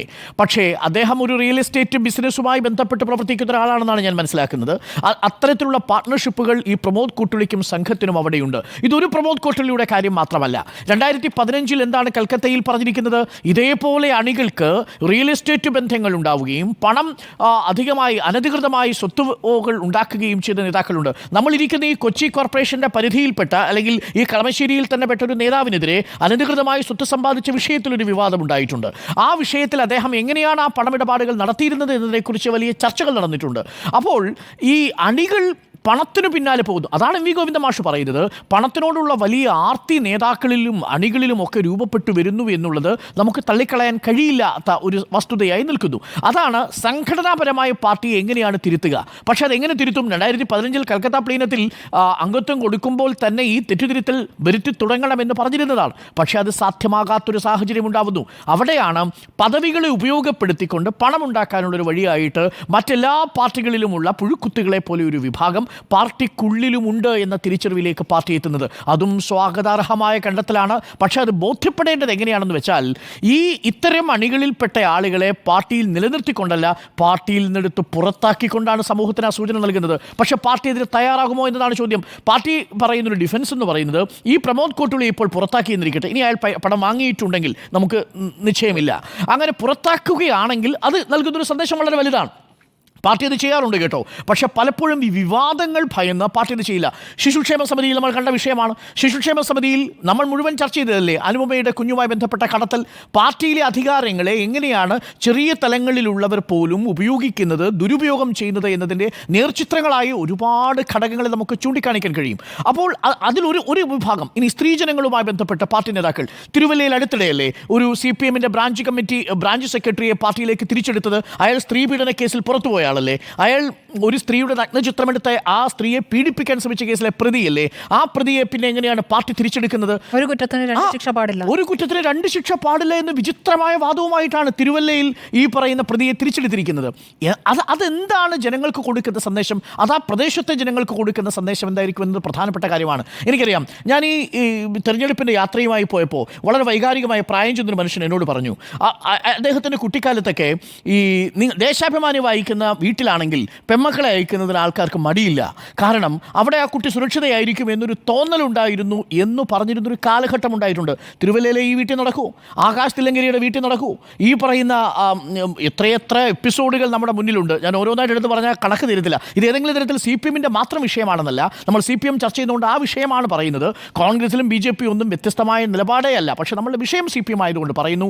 അപ്പോൾ സംഘടനാ തലത്തിൽ ഈ പുഴുക്കുത്തുകളെ കണ്ടെത്താനും അവരെ കൃത്യസമയത്ത് പാർട്ടിയിൽ നിന്ന് വേരോടുകൂടി അറുത്തുമാറ്റാനും പിന്നീട് അവരെ കേസിൻ്റെ വിധി വരുന്നതിന് മുൻപ് തന്നെ പാർട്ടിയിലേക്ക് തിരിച്ചു കൊണ്ടുവരുന്ന തരത്തിലുള്ള പ്രവണതകൾ ഉണ്ടാവുകയും ചെയ്യുന്നത് സ്വാഭാവികമായും സംഘടനാ തലത്തിലെ വലിയ പിഴവുകളായി തന്നെയാണ് നമ്മൾ കാണുക. ഇപ്പോൾ ശരൺചന്ദ്രനെ കൊണ്ടുവരുന്നു. എന്നാൽ ശരൺചന്ദ്രനെ കൊണ്ടുവരുമ്പോൾ കാപ്പ കേസ് പ്രതിയാണ്. അദ്ദേഹത്തെ മാലയിട്ടാണ് സ്വീകരിച്ചു കൊണ്ടുവരുന്നത്. ഒരു പാർട്ടിയിൽ നിന്ന് മറ്റൊരു പാർട്ടിയിലേക്ക് വരുമ്പോൾ ക്രിമിനൽ പശ്ചാത്തലം എങ്ങനെയാണ് അപ്രത്യക്ഷമാവുന്നത്? ആ ചോദ്യത്തിന് മുന്നിൽ പാർട്ടി നേതാക്കൾ വിയർക്കുന്നു. അപ്പോൾ ഈ സാഹചര്യം ഒഴിവാക്കാൻ പാർട്ടിയുടെ സംഘടനാ തലത്തിലുള്ള അഴിച്ചുപണി വേണം. അപ്പോൾ രാഷ്ട്രീയമായ മാറ്റം വേണം, സംഘടനാ തലത്തിലും മാറ്റം വേണം. മൂന്നാമത്തത് MA പറയുന്നു, ഭരണപരമായ മാറ്റമുണ്ടാവണം, ഭരണതലത്തിലും ആ മാറ്റങ്ങൾ ഉണ്ടാവണം. അവിടെയാണ് ഒരു പരിധിവരെ മന്ത്രിമാർ എന്ന നിലയിൽ നിങ്ങളുടെ പ്രവൃത്തി സാധാരണ ജനങ്ങളോടൊപ്പം ചേർന്ന് നിൽക്കുന്നതായി ബോധ്യപ്പെടണം. പക്ഷേ ഞാൻ ഇംപ്രഷൻ പൊളിറ്റിക്സിനെതിരാണ് കേട്ടോ. കാരണം ഇംപ്രഷൻ പൊളിറ്റിക്സ് കൊണ്ട് നിങ്ങൾക്ക് കൂടുതൽ വോട്ടുകൾ ഉണ്ടാക്കാൻ കഴിയുമെന്ന് കരുതുന്നത്. നേരത്തെ ഉണ്ണി ബാലകൃഷ്ണൻ പറഞ്ഞ എക്സാമ്പിൾ കറക്റ്റാ. ഒരു വള്ളത്തിൽ, ചുണ്ടൻ വള്ളത്തിൻ്റെ ഇതുപോലെ അമരത്തിലാണ് ഇരിക്കുന്നത് പ്രതീതി. പക്ഷേ ആ അമരത്തിലിരിക്കുന്ന വള്ളം ഒഴുകണമെങ്കിൽ തറയിൽ ജലനിരപ്പുണ്ടാവണം. ആ ജലനിരപ്പെന്ന് പറയുന്നത് സർക്കാരിൻ്റെ ക്ഷേമ പ്രവർത്തനങ്ങളും ഭരണപരമായ അനുകൂല തരംഗവും ഉണ്ടെങ്കിൽ മാത്രമേ മുകളിലുള്ള പ്രതീതി വർദ്ധിക്കൂ. ഇല്ലെങ്കിൽ ഉമ്മൻചാണ്ടി ജയിക്കണമായിരുന്നു. ഉമ്മൻചാണ്ടിയെ പരാജയപ്പെടുത്തി VS അച്യുതാനന്ദൻ എത്തുന്നു. മാത്രവുമല്ല അവിടെ തുടർഭരണം ഉറപ്പിക്കാൻ ഉമ്മൻചാണ്ടിക്ക് കഴിയാതെ പോകുന്നൊരു സാഹചര്യം ഉണ്ടാകുന്നു. ഉമ്മൻചാണ്ടി എന്തായ ജനകീയനായ നേതാവായിരുന്നില്ലേ? കെട്ടിപ്പിടിച്ചില്ലേ? ചിരിച്ചില്ലേ? ആളുകളോടൊപ്പം സംസാരിച്ചില്ലേ? അദ്ദേഹം സഞ്ചരിക്കുന്ന വാഹനങ്ങൾ എന്ന് പറയുന്നത് സാധാരണക്കാരൻ്റെ വാഹനങ്ങളാണെന്ന പ്രതീതി നിർമ്മാണം നടത്തിയില്ലേ? അദ്ദേഹം സഞ്ചരിക്കുമ്പോൾ അദ്ദേഹം റെയിൽവേ കമ്പാർട്ട്മെൻറ്റിൽ സ്ലീപ്പർ കമ്പാർട്ട്മെൻറ്റിൽ കിടന്നുറങ്ങുന്ന ചിത്രങ്ങൾ പ്രദർശിപ്പിച്ചിട്ടില്ലേ? പക്ഷേ അപ്പോഴൊന്നും ഉമ്മൻചാണ്ടിക്ക് വിജയിക്കാൻ കഴിയാതെ പോയത് ഉമ്മൻചാണ്ടിയുടെ ഭരണവും ഉമ്മൻചാണ്ടിയുടെ പ്രതീതിയും രണ്ടും രണ്ടായി നിന്നു എന്നതുകൊണ്ടാണ്. ഇത് രണ്ടും ഒരുമിച്ച് നിൽക്കുന്ന ഘട്ടത്തിൽ മാത്രമേ പ്രതീതി കൊണ്ട് നിങ്ങൾക്കൊരു ആഡഡ് അഡ്വാൻറ്റേജ് ഉണ്ടാവൂ. നമ്മൾ ഇതേ പിണറായി വിജയനെ കടക്കുപുറത്ത് എന്നതിൻ്റെ പേരിൽ 2019 വരെയും നമ്മൾ വിമർശിച്ചിരുന്നു. അവിടെ എങ്ങനെയാണ് 2019 വിജയിക്കുന്നത്? പിണറായി വിജയൻ ചിരിച്ചു കാണിച്ചാൽ പിണറായി വിജയന് വോട്ട് കൊടുക്കുന്ന ജനങ്ങളല്ല എന്നതാണ് ഞാൻ മനസ്സിലാക്കുന്നത്. പകരം അവിടെ കിറ്റും ജനക്ഷേമ പ്രവർത്തനങ്ങളും അടക്കം താങ്കൾ നേരത്തെ സൂചിപ്പിച്ചതുപോലെ പത്രസമ്മേളനങ്ങളിൽ ഒരു സേവിയർ വരുന്നു, ഒരു രക്ഷകൻ വരുന്നു എന്ന തോന്നൽ ജനങ്ങളിലേക്കുണ്ടായി. ആ ഇംപ്രഷൻ എന്നുള്ളത് മനഃപൂർവ്വം സൃഷ്ടിച്ചതാണ് എന്ന വാദമുണ്ട്. അതവിടെ നിൽക്കട്ടെ. പക്ഷേ ആ ഇംപ്രഷൻ സഹായിച്ചു. പക്ഷേ അല്ലെങ്കിൽ നിൽക്കില്ല. കാര്യം നിങ്ങൾ പത്രസമ്മേളനം നടത്തുന്നൊരു നേതാവാണെങ്കിൽ ജയിക്കില്ലല്ലോ. നിങ്ങൾ അതിന് പകരം ഡോർ സ്റ്റെപ്പുകളിൽ ആ രാഷ്ട്രീയം പ്രവർത്തിച്ചു എന്നതാണ് ഉണ്ണി ബാലകൃഷ്ണൻ്റെ ആർഗ്യുമെന്റ്. അവിടെ DYFI ആണെങ്കിലും സാധാരണ അയൽക്കൂട്ടങ്ങളാണെങ്കിലും കുടുംബശ്രീ ആണെങ്കിലും മരുന്നുമായി പോകുന്ന പാർട്ടി പ്രവർത്തകരാണെങ്കിലും പഞ്ചായത്തിലെ പ്രതിനിധികളാണെങ്കിലും സാധാരണക്കാരൻ്റെ വീടുകളിലേക്ക് ജനസേവനം എത്തിച്ചു. അവർക്ക് ഫീൽ ചെയ്തു there is a government, അവിടെ ഒരു സർക്കാരുണ്ട് എന്ന് അവർക്ക് ബോധ്യപ്പെട്ടു. പെൻഷൻ കൈകളിലേക്ക് എത്തുന്നു, അവരുടെ വിഭവങ്ങൾ കൈകളിലേക്ക് എത്തുന്നു. ഏറ്റവും പ്രതിസന്ധി നിറഞ്ഞ ഘട്ടത്തിൽ പോലും സർക്കാർ ജീവനക്കാർക്ക് ശമ്പള പരിഷ്കരണം കൊണ്ടുവരുന്നു, കയ്യിൽ നിറയെ പണം കിട്ടുന്നു. അപ്പോൾ സർക്കാരിനെ നിങ്ങൾക്ക് കൈവെള്ളയിൽ അനുഭവിക്കാൻ പറ്റി എന്നുള്ളതാണ് ആർഗ്യുമെന്റ്. അപ്പോൾ ഒരു സർക്കാർ നിങ്ങളെ സ്പർശിച്ചു നിൽക്കുന്ന സർക്കാരാണെങ്കിൽ മാത്രമേ പ്രതീതി നിർമ്മാണം കൊണ്ട് ഗുണമുള്ളൂ. ഇല്ലെങ്കിൽ നിങ്ങൾ എത്രമാത്രം 1.5 കോടി രൂപയുടെ കാറിൽ വന്നിറങ്ങി ഒരു പ്ലാസ്റ്റിക് കസേരയിൽ ഇരുന്നു എന്ന് കരുതി ആ പ്രതീതി ഉണ്ടാവണമെന്നില്ല. പകരം ചിരിക്കുക, ഈ പറയുന്ന ഇംപ്രഷന് വേണ്ടി പൊളിറ്റിക്സ്, അത് പിണറായി വിജയൻ്റെ പൊളിറ്റിക്സ് അല്ലെന്നേ. That's my argument. നമ്മൾ ഈ ഘട്ടത്തിൽ ഈ ചർച്ച കണ്ടുകൊണ്ട് പിണറായി വിജയൻ നാളെ മുതൽ പുഞ്ചിരിക്കാൻ ശ്രമിക്കുമെന്നുള്ള വ്യാമോഹമൊന്നും നമുക്ക് വേണ്ട. അങ്ങനെ ചിരിച്ചുകൊണ്ടൊന്നും കമ്മ്യൂണിസ്റ്റ് പാർട്ടിയുടെ പെട്ടിയിൽ വോട്ട് വീണ ചരിത്രമില്ല എന്നുള്ളതാണ്. അതുകൊണ്ടാണ് ഞാൻ ഈ പറയുന്നത് പറയുന്നത് പ്രതീതി നിർമ്മാണം എന്നുള്ളത് അടിസ്ഥാനമായിട്ടുള്ള ജനക്ഷേമ പദ്ധതിയുടെ മുകളിൽ നിൽക്കുന്നൊരു ഭാഗം മാത്രമാണ്. അതിൻ്റെ അടിസ്ഥാനമേ അല്ല. ആ അർത്ഥത്തിൽ ഉണ്ണി ബാലകൃഷ്ണൻ പറഞ്ഞ രൂപത്തോട് ഞാൻ യോജിക്കുന്നു. പക്ഷേ അത് ഏറ്റവും പ്രധാനപ്പെട്ട ഘടകമേ അല്ല. അതൊരു ഘടകം മാത്രമാണ്, അതൊരു ഉപഘടകം മാത്രമാണ് എന്നതാണ് എൻ്റെ ആർഗ്യുമെൻറ്റ്. നാലാമത്തേതാണ് നമ്മൾ നേരത്തെ പറഞ്ഞ ജനശൈലി എന്ന് പറയുന്നത്. ആ ശൈലി പ്രവർത്തനം എന്നുള്ളത് പാർട്ടി കാലങ്ങളായിട്ട് പിന്തുടരുന്നൊരു രീതിയുണ്ട്. ആ രീതി എന്താണ്? പാർട്ടി കൃത്യമായി യോഗം വിളിക്കുകയും അത് വിശദീകരിക്കുകയും അത് വിശ്വാസത്തിലെടുക്കുകയും ചെയ്യുക എന്നുള്ളതാണ്. 2019 ലോക്സഭാ തെരഞ്ഞെടുപ്പിന് ശേഷം പാർട്ടി ചെയ്തത് എന്താ? ശബരിമല വിഷയത്തിൽ സർക്കാർ എടുത്ത നിലപാടിനെ വിശദീകരിക്കുന്നതിനോടൊപ്പം തന്നെ അതിൽ തെറ്റുപറ്റി എന്ന് ജനങ്ങളിൽ നിന്ന് കേട്ടതിനു ശേഷമാണ് സർക്കാർ തുടർന്നതിൽ വലിയ സമ്മർദ്ദം ചെലുത്താതെ പോയത്. അതുകൊണ്ടാണ് ഇപ്പോഴും ആ സുപ്രീം കോടതി വിധിയുണ്ട്. പക്ഷേ സർക്കാർ നടപടിയെടുക്കാത്തത് അന്നത്തെ കുടുംബയോഗങ്ങളിൽ പാർട്ടി പ്രവർത്തകരായ വിശ്വാസികൾ പറഞ്ഞത് കേട്ടതുകൊണ്ടാണ്. അവിടെയാണ് MABB പറയുന്നത് ജനങ്ങളെ കേൾക്കുക, ആ കേട്ടതിനു ശേഷം അവരെ പഠിപ്പിക്കാൻ ശ്രമിക്കുക. അല്ലാതെ ജനങ്ങൾ കേൾക്കാതെ ജനങ്ങളിൽ നിന്ന് പഠിക്കാതെ ജനങ്ങളെ പഠിപ്പിക്കാൻ പോകുമ്പോൾ ഉണ്ടാകുന്ന തിരിച്ചടി സ്വാഭാവികമായിരിക്കും. അത് അധികാരത്തിൻ്റെ ഒരു പ്രത്യേകതയാണ്. അധികാരത്തിൽ കുറേ നേരം ഇരുന്ന് കഴിഞ്ഞാൽ തോന്നും ഞാൻ അധികാരത്തിൻ്റെ മുകളിലേക്ക് എത്തിയിരിക്കുന്നത് എൻ്റെ മാത്രം കഴിവുകൊണ്ടാണ്, ഞാനാണ് ശരി എന്നൊരു ബോധ്യമുണ്ടാവും. അത് എപ്പോഴും അധികാരം എന്ന് പറയുന്നതിന് സംഭവിക്കുന്ന ഒരു മാനസിക ഘടനയ്ക്ക് സംഭവിക്കുന്ന പ്രശ്നമാണ്. അതാണ് ഇവിടെയും സംഭവിച്ചിരിക്കുന്നതെന്നാണ് ഞാൻ മനസ്സിലാക്കുന്നത്. അതുകൊണ്ട് ഞാൻ അവസാനിപ്പിക്കുന്നു. ബോധ്യപ്പെടേണ്ടതല്ലേ എന്ന ചോദ്യത്തിന് ബോധ്യപ്പെടണം. അത് ഏതെങ്കിലും തരത്തിൽ ശൈലിയിലുള്ള മാറ്റം മാത്രമല്ല ബോധ്യപ്പെടേണ്ടത്. ഭരണതലത്തിൽ, രാഷ്ട്രീയത്തിൽ, സംഘടനാ തലത്തിൽ ഒക്കെ പാർട്ടിക്കത് പാർട്ടി മാറിയിട്ടുണ്ട്, സംഘടന മാറിയിട്ടുണ്ട്, മെഷീനറി മാറിയിട്ടുണ്ട് എന്നുള്ളത് സാധാരണ ജനങ്ങൾക്ക് ബോധ്യപ്പെടണം എന്നതാണ് എൻ്റെ പക്ഷം. സുജയ, ഇടവേളയ്ക്ക് സമയമായോ? ഇടവേളയ്ക്ക് സമയമായി. അപ്പോൾ ഇടവേള കഴിഞ്ഞ് വരാം. ഷോർട്ട് തുടരുന്നു.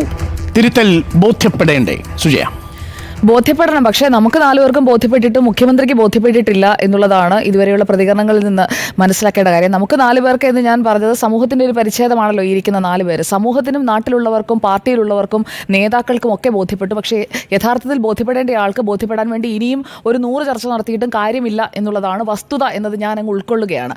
അതുകൊണ്ട് നമ്മളിപ്പോൾ പറയുന്നത് ഒരു അധര വ്യായാമമായി മാറാനുള്ള സാധ്യതയാണ്. അദ്ദേഹത്തിൻ്റെ കർണങ്ങളിൽ അത് ചെന്ന് പതിച്ചാലും അദ്ദേഹം അത് ഉൾക്കൊള്ളാൻ പോകുന്നില്ല എന്ന ബോധ്യത്തോടെയാണ് ഞാൻ ഇന്ന് എൻ്റെ അഭിപ്രായം പറയുന്നത്. മുഖ്യമന്ത്രി ശൈലി മാറ്റണമെന്ന് പാർട്ടി പറഞ്ഞിട്ടില്ല എന്ന് പറഞ്ഞുകൊണ്ടാണ് ഇന്ന് CPIM-ന്റെ സംസ്ഥാന സെക്രട്ടറി, ഇന്ന് മാത്രമല്ല കഴിഞ്ഞ ദിവസം മുതൽ തന്നെ അദ്ദേഹം പറഞ്ഞുകൊണ്ടിരിക്കുന്ന കാര്യം, മുഖ്യമന്ത്രി ശൈലി മാറ്റണമെന്ന് പാർട്ടി പറഞ്ഞിട്ടില്ല. പാർട്ടി പറഞ്ഞത് എന്താണ്? ജനങ്ങളെ അകറ്റുന്ന ശൈലിയുള്ളവർ അത് മാറ്റണം. ജനങ്ങളെ അകറ്റുന്ന ശൈലിയുള്ളത് ആർക്കാണ്? മുഖ്യമന്ത്രിക്ക്. അപ്പോൾ മുഖ്യമന്ത്രി പിണറായി വിജയൻ ഈ 2 വാക്കും ഉപയോഗിച്ചില്ല എന്നതിൻ്റെ അർത്ഥം അത് മുഖ്യമന്ത്രിയെക്കുറിച്ചല്ല എന്നാണ് എന്ന് സ്ഥാപിക്കാൻ പാർട്ടി സെക്രട്ടറി എന്തിനാണ് ഇത്രയും ബുദ്ധിമുട്ടി ശ്രമിക്കുന്നത്? അപ്പോൾ പിന്നെ എവിടെയാണ് തിരുത്തൽ ബോധ്യപ്പെടാനുമുള്ള അവസരമൊരുങ്ങുന്നത്? CPIM-ന്റെ പോളിറ്റ് ബ്യൂറോ അംഗമായ വിജയരാഘവൻ, ഇന്ന് MABB പറഞ്ഞതിലേക്ക് വരാം. അതിനു മുൻപ് വിജയരാഘവൻ പറഞ്ഞത് കറക്റ്റാണ്. പാർട്ടി ബോധലിച്ചു. ആ ബോധലിച്ചു എന്നുള്ള വാക്കിൻ്റെ അർത്ഥം തിരിച്ചും മറിച്ചും എങ്ങനെ നോക്കിക്കഴിഞ്ഞാലും പാർട്ടിയുടെ കാര്യം ഏകദേശം പോയി എന്ന മട്ടിൽ തന്നെയാണ്. അപ്പോൾ ഈ നേരത്തെ ഉണ്ണിസാർ ഇവിടെ CC കമ്മ്യൂണിക്കിനെ കുറിച്ചൊക്കെ വിശദമായിട്ട് പറഞ്ഞതുകൊണ്ട് ഞാൻ അതിലേക്ക് വിശദമായി പോകുന്നില്ല. ഒരു കാര്യം മാത്രം പറയാം. ത്രിപുരയിലും ബംഗാളിലുമുള്ള പാർട്ടിയെക്കുറിച്ചല്ല CCയിൽ വിലയിരുത്തൽ വന്നത് എന്നത് ഉണ്ണിസാർ പറഞ്ഞതിനൊപ്പം തന്നെ ത്രിപുരയിലും ബംഗാളിലും എന്താണ് സംഭവിച്ചത് എന്നതുകൂടി കേരളത്തിലെ പാർട്ടി നേതാക്കളൊക്കെ ഒന്ന് ആലോചിക്കുകയും ഓർക്കുകയും, ഒരു ദുസ്വപ്നം പോലെ അവരെ വേട്ടയാടേണ്ടതാണ്. പക്ഷേ സ്വപ്നം പോയിട്ട് യാഥാർത്ഥ്യമായി പോലും അതിലെ ഒരു വാചകം പോലും അവർക്ക് ഉൾക്കൊള്ളാൻ കഴിയുന്നില്ല എന്നുള്ളതാണ് വസ്തുത. ത്രിപുരയിലും ബംഗാളിലും ഈ സ്വത്ത് രാഷ്ട്രീയത്തിൻ്റെ സ്വാധീനം പാർട്ടിയുടെ അടിത്തറ ദുർബലപ്പെടുത്തി എന്ന ഒരു വാചകം, ഈ സ്വത്ത് രാഷ്ട്രീയം എന്ന് മാത്രം പറഞ്ഞു കഴിയുമ്പോഴേക്കും അത് കേൾക്കുന്നു, അത് പോകുന്നു. ആ ദിവസത്തെ വാർത്തയോടുകൂടി അതങ്ങ് അസ്തമിക്കുന്നു. ത്രിപുരയിൽ എന്താ സംഭവിച്ചത്? ത്രിപുരയിൽ ഗോത്ര വിഭാഗങ്ങളായിരുന്നു പാർട്ടിയുടെ വോട്ട് ബാങ്ക്. ഇവിടെ ഇപ്പോൾ ഈഴവ വിഭാഗത്തിലെ അടിത്തറയും പിന്നോക്ക വിഭാഗങ്ങളിലെ അടിത്തറയും അതുപോലെ തന്നെ മുസ്ലിം ന്യൂനപക്ഷത്തിലെ അടിത്തറയും ഒക്കെ ദുർബലമാവുകയും മുസ്ലിം ന്യൂനപക്ഷം കോൺഗ്രസിനോട് UDF-നോട് കൂടുതൽ ചേർന്ന് നിൽക്കുകയും CPIM പ്രതീക്ഷിച്ച രീതിയിൽ അടുത്തേക്ക് വന്നില്ല എന്ന് മാത്രമല്ല ഉണ്ടായിരുന്ന കുറച്ച് പേരെങ്കിലും അകന്നു പോവുകയും ചെയ്തു. ഈഴവ വിഭാഗം ത്രിപുരയിലെ ഗോത്ര വിഭാഗം പോലെ തന്നെ CPIM-ന്റെ സ്ട്രോങ് വോട്ട് ബാങ്ക് ആയിരുന്നു. അവരകന്നു പോയി എന്നുള്ളതൊക്കെ ഒരു യാഥാർത്ഥ്യമാണ്. ബംഗാളിൽ എന്താണ് സംഭവിച്ചത്? ബംഗാളിൽ തൃണമൂലും BJP-യും ശ്രമിച്ചുകൊണ്ടിരിക്കുന്നത് എങ്ങനെയുള്ള ഒരു പോളറൈസേഷനാണ്. അവരവിടെ ജാതി വംശീയാധിഷ്ഠിത ഒരു സ്വത്ത് രാഷ്ട്രീയമാണ്. അവിടെയും അങ്ങനെയാണ് പാർട്ടിയുടെ അടിത്തറ തകരുന്നത്. അപ്പോൾ ബംഗാളിൽ തകർന്നു, ത്രിപുരയിൽ തകർന്നു, കയ്യിലുണ്ടായിരുന്നത് 2 പോയി.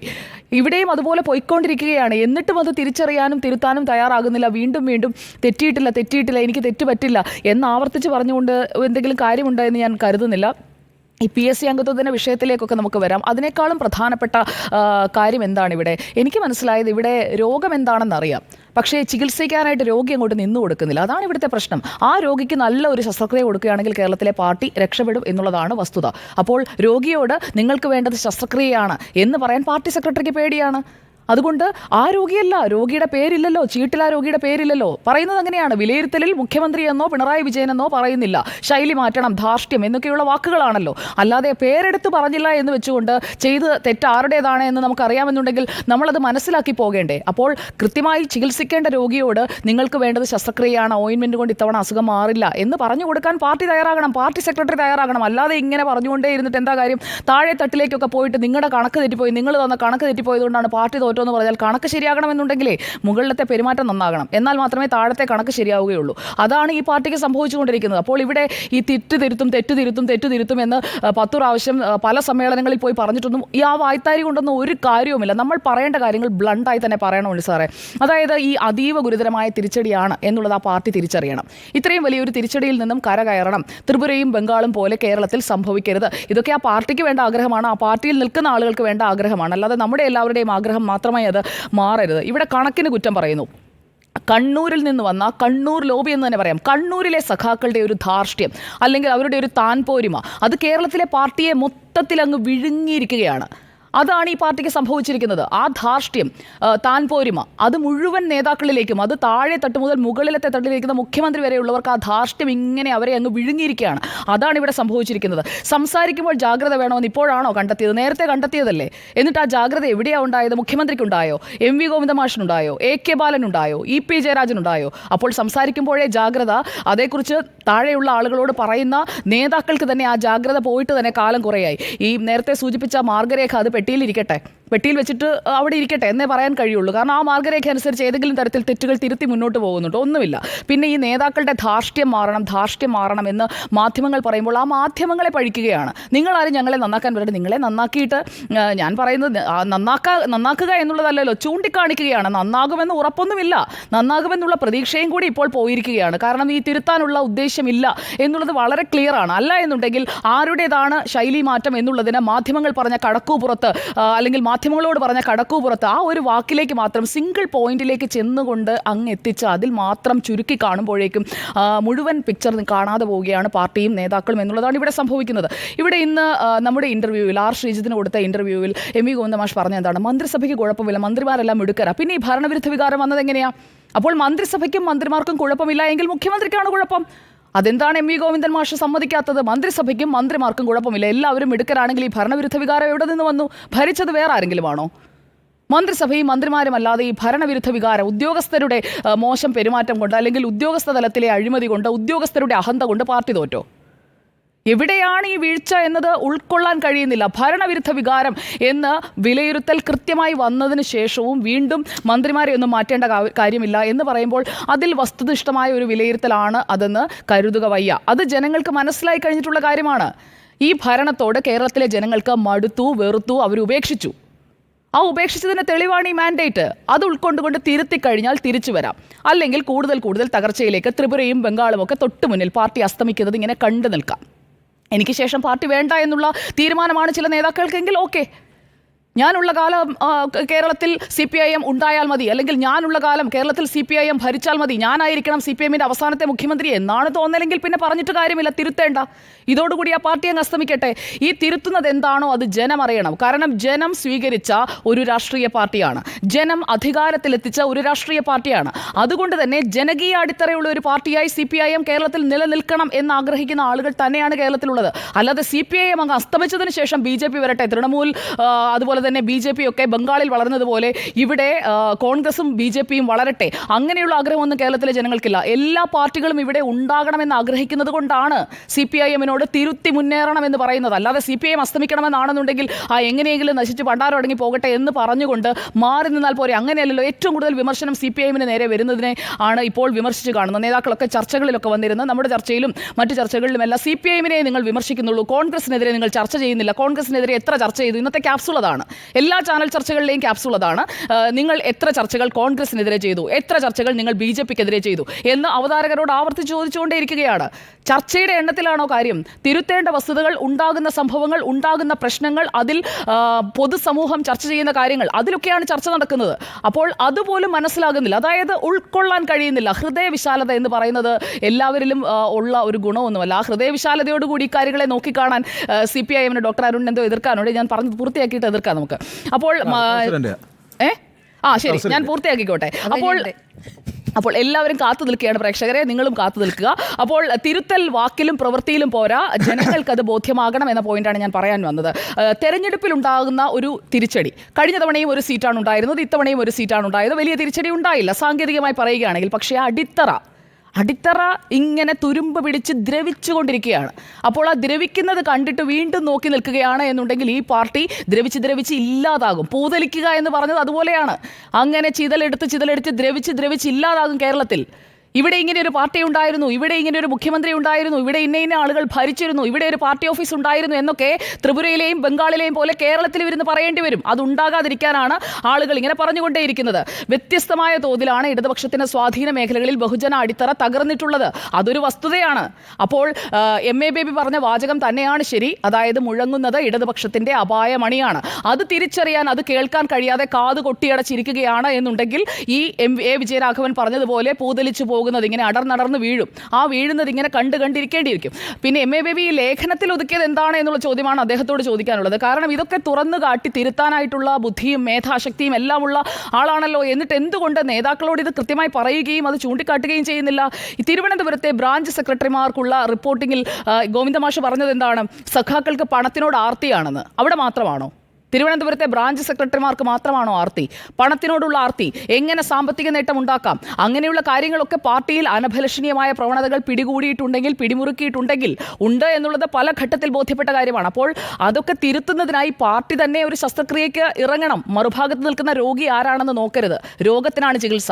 രോഗിയുടെ മുഖം കണ്ട് ചികിത്സ മാറ്റി വെച്ച് കഴിഞ്ഞാൽ, ശസ്ത്രക്രിയ വേണ്ടിടത്ത് ഓയിൻമെന്റ് ഇട്ട് കഴിഞ്ഞിട്ടുണ്ടെങ്കിൽ ആ രോഗിക്ക് ആ രോഗം ഒരിക്കലും ഭേദമാകാൻ പോകുന്നില്ല.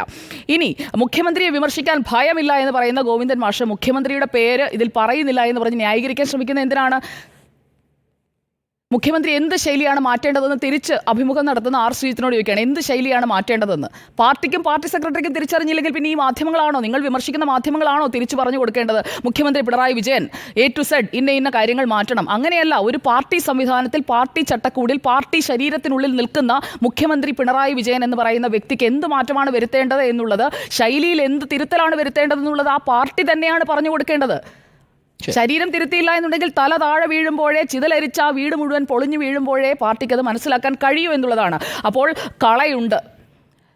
ആലപ്പുഴയിൽ പറഞ്ഞതാണ് MV ഗോവിന്ദൻ മാഷ്, കളയുണ്ട്, കള പറിച്ചു മുന്നോട്ട് പോയാൽ പാർട്ടിക്ക് കൊള്ളാം. തിരുത്തൽ ബോധ്യപ്പെടേണ്ട എന്ന ചോദ്യത്തിന് തിരുത്തൽ ബോധ്യപ്പെടേണ്ട വ്യക്തിയും തിരുത്തേണ്ട വ്യക്തിയും അത് തിരിച്ചറിയുകയോ അദ്ദേഹത്തെ അത് പറഞ്ഞ് മനസ്സിലാക്കി, നിങ്ങളെക്കുറിച്ചാണ് പറഞ്ഞത്, നിങ്ങൾ മാറണം എന്ന് പറയാൻ തയ്യാറാവുകയോ ചെയ്യാത്തിടത്തോളം കാലം ഒന്നും സംഭവിക്കാൻ പോകുന്നില്ല. പൊളിഞ്ഞു വീഴുന്നു പറഞ്ഞപ്പോഴാണ് ബീഹാറിലെ പാലം പൊളിഞ്ഞു വീണതായി ഞാൻ ഓർമ്മിച്ചത്. പറഞ്ഞട്ടെ. അതെ, ഞാൻ സംസാരിച്ച കാര്യമായിട്ട് ബന്ധപ്പെട്ട് 1-2 വിശദീകരണങ്ങളാണ്. അതൊരു തർക്കമല്ല കേട്ടോ.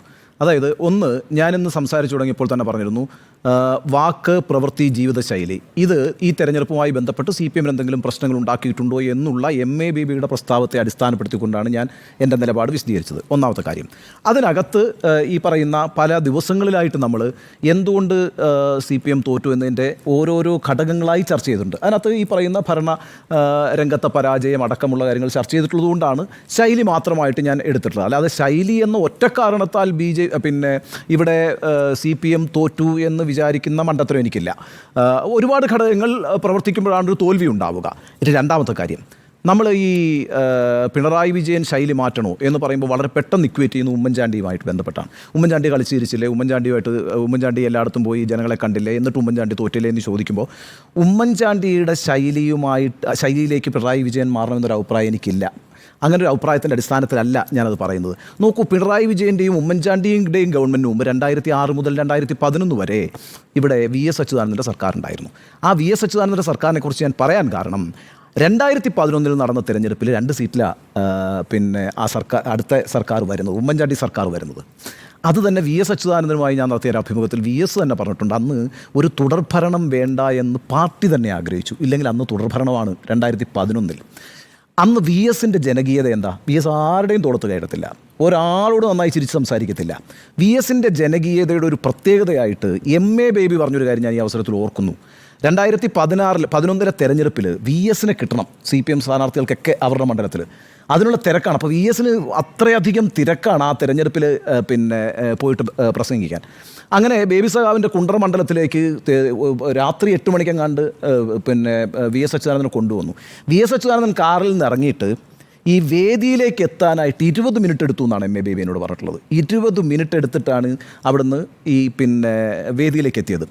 ആ ജനകീയത എന്ന് പറയുന്നത് മാധ്യമ സൃഷ്ടിയാണ് എന്നുള്ളൊരു വാദം CPM-നുണ്ട്. കാരണം ഇപ്പുറത്ത് പിണറായി വിജയൻ ഒരു വില്ലനായിട്ട് നിൽക്കുകയും ഇപ്പുറത്ത് VS അച്യുതാനന്ദൻ ഒരു ജനകീയനായിട്ട് നിർത്തിക്കൊണ്ട് മാധ്യമങ്ങൾ അത്തരത്തിലൊരു പ്രതീതി സൃഷ്ടിക്കാൻ ഒരു സിൻഡിക്കേറ്റ് പ്രവർത്തിച്ചു എന്നൊക്കെയുള്ള വിമർശനങ്ങൾ പാർട്ടിക്കുണ്ട്. എന്ത് തന്നെ ആയാലും കാസർഗോഡ് മുതൽ തിരുവനന്തപുരം വരെ VS ഉണ്ടാക്കിയിരുന്ന ഒരു ജനകീയതയുണ്ട്. ആ സർക്കാരും ആ രീതിയിൽ പ്രവർത്തിച്ചിട്ടുണ്ട്.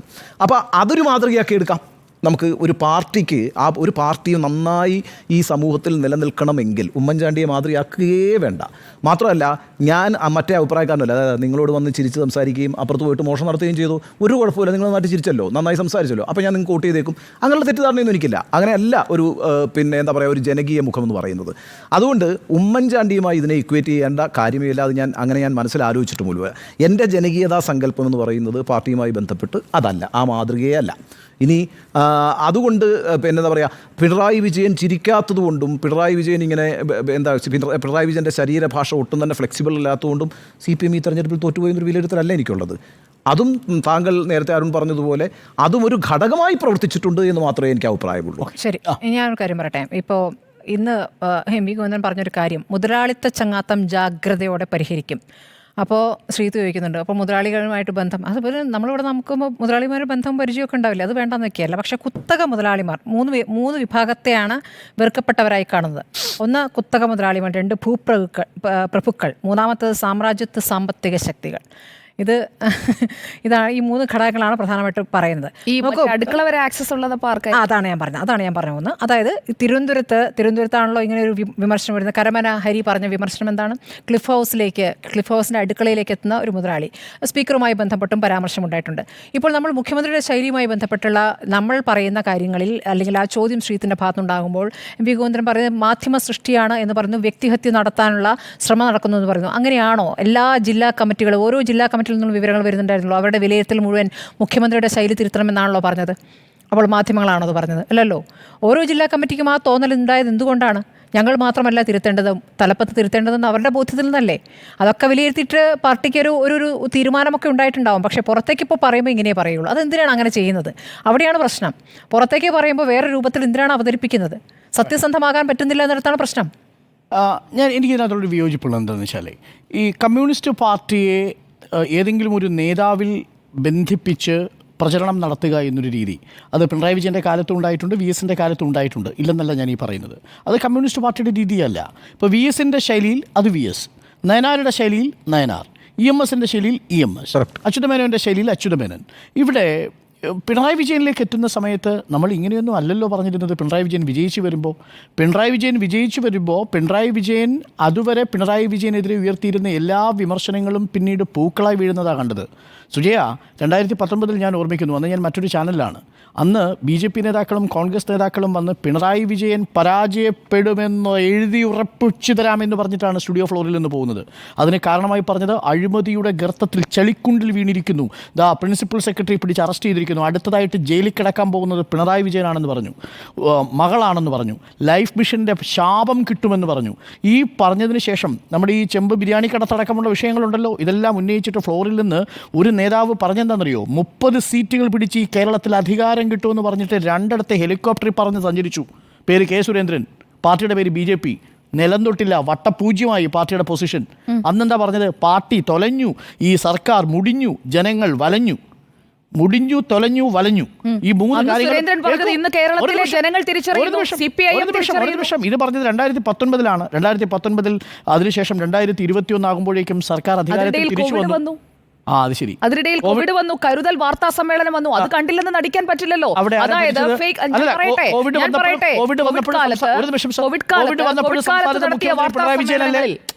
കോവിഡ് സമയത്ത് മുഖ്യമന്ത്രി പിണറായി വിജയനല്ലേ? പ്രളയം വന്നപ്പോഴും മുഖ്യമന്ത്രി പിണറായി വിജയനല്ലേ? നിപ്പ വന്നപ്പോഴും മുഖ്യമന്ത്രി പിണറായി വിജയനല്ലേ? പിന്നെന്താ വ്യത്യാസം? ഇപ്പോൾ പാർട്ടി തകർന്നടിച്ചപ്പോഴും മുഖ്യമന്ത്രി പിണറായി വിജയനാണ്. അത് പാർട്ടി തകർന്നടിഞ്ഞു. ഈ മുഖ്യമന്ത്രിയെ തിരുത്താൻ പാർട്ടിക്ക് ശേഷിയില്ല എന്നാണ് നേതാക്കൾ ചാനൽ ചർച്ച ചെയ്തെന്ന് ചോദിച്ചത്. അന്നും ഇതേ ചോദ്യങ്ങൾ ചോദിച്ചു. പക്ഷേ ഒടുവിൽ 2021 വിധി വരുമ്പോൾ തിരിച്ചാണ് വിധി വരുന്നത്. ഞാൻ പറഞ്ഞു വന്നത് ഈ സർക്കാരിന് കുഴപ്പമില്ലെന്നല്ല. നിങ്ങൾ ഈ ചർച്ച ചെയ്യുന്നത് കേട്ടാൽ തോന്നും ഈ സർക്കാർ ഈ പാർട്ടി ഇതിനെ വിലയിരുത്തിയിട്ടില്ല എന്നാണോ നിങ്ങൾ ചർച്ച ചെയ്യുന്നത്. എനിക്ക് മനസ്സിലാവുന്നില്ല.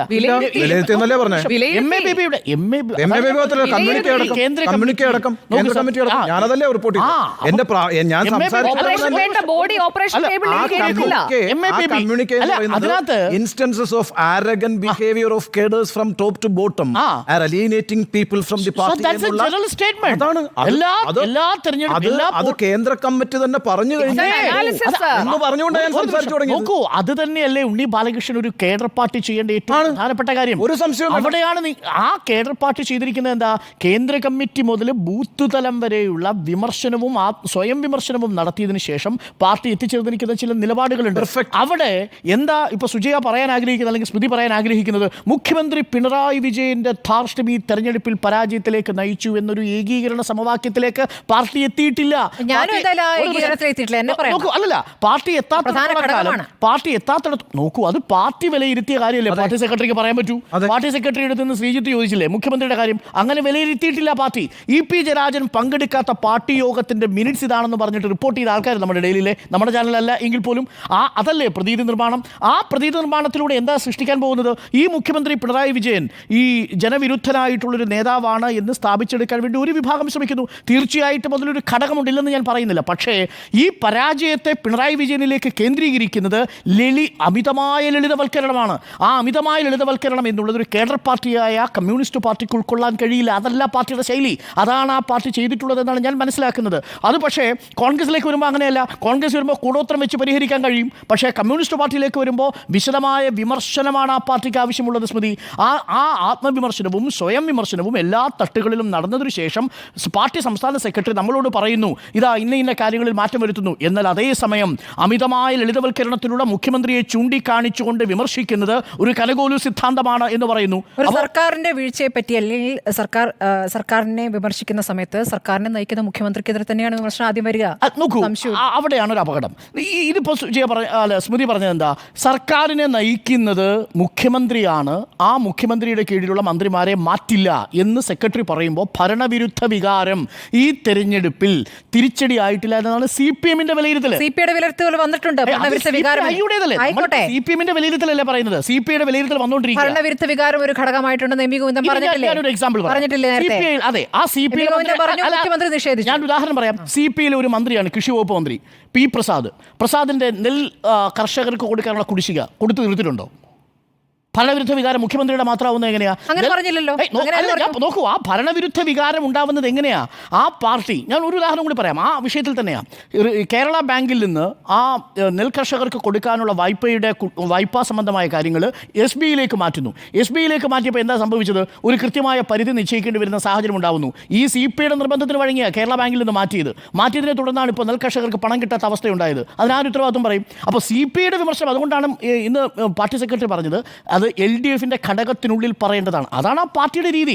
നമ്മൾ വിചാരിക്കുന്നത് പോലെ നാളെ രാവിലെ എഴുന്നേറ്റ് പിണറായി വിജയനാണ് ഈ തെരഞ്ഞെടുപ്പിന്റെ പരാജയത്തിന്റെ കാരണം എന്ന് കരുതി ചൂട്ടുകറ്റയുമായിട്ട് ഇറങ്ങി കൂടോത്രം നടത്തുന്ന ഒരു പാർട്ടിയല്ല കമ്മ്യൂണിസ്റ്റ് പാർട്ടി എന്നാണ് എൻ്റെ ഉത്തമ ബോധ്യം. ഒരു കാര്യം ഒന്ന് പറഞ്ഞോട്ടെ, അതായത് ഈ പിണറായി വിജയനാണ് ഈ തോൽവിക്ക് ഉത്തരവാദി, കേവലം പിണറായി വിജയൻ മാത്രമാണെന്നൊരു വിലയിരുത്തൽ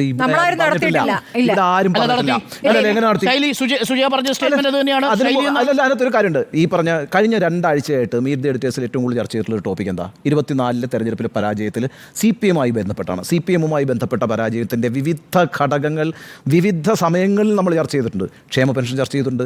അതേസമയത്ത് തന്നെ അന്നക്കുട്ടിക്കും മറിയക്കുട്ടിയോടുള്ള പെരുമാറ്റ രീതിയെക്കുറിച്ച് ചർച്ച ചെയ്തിട്ടുണ്ട്.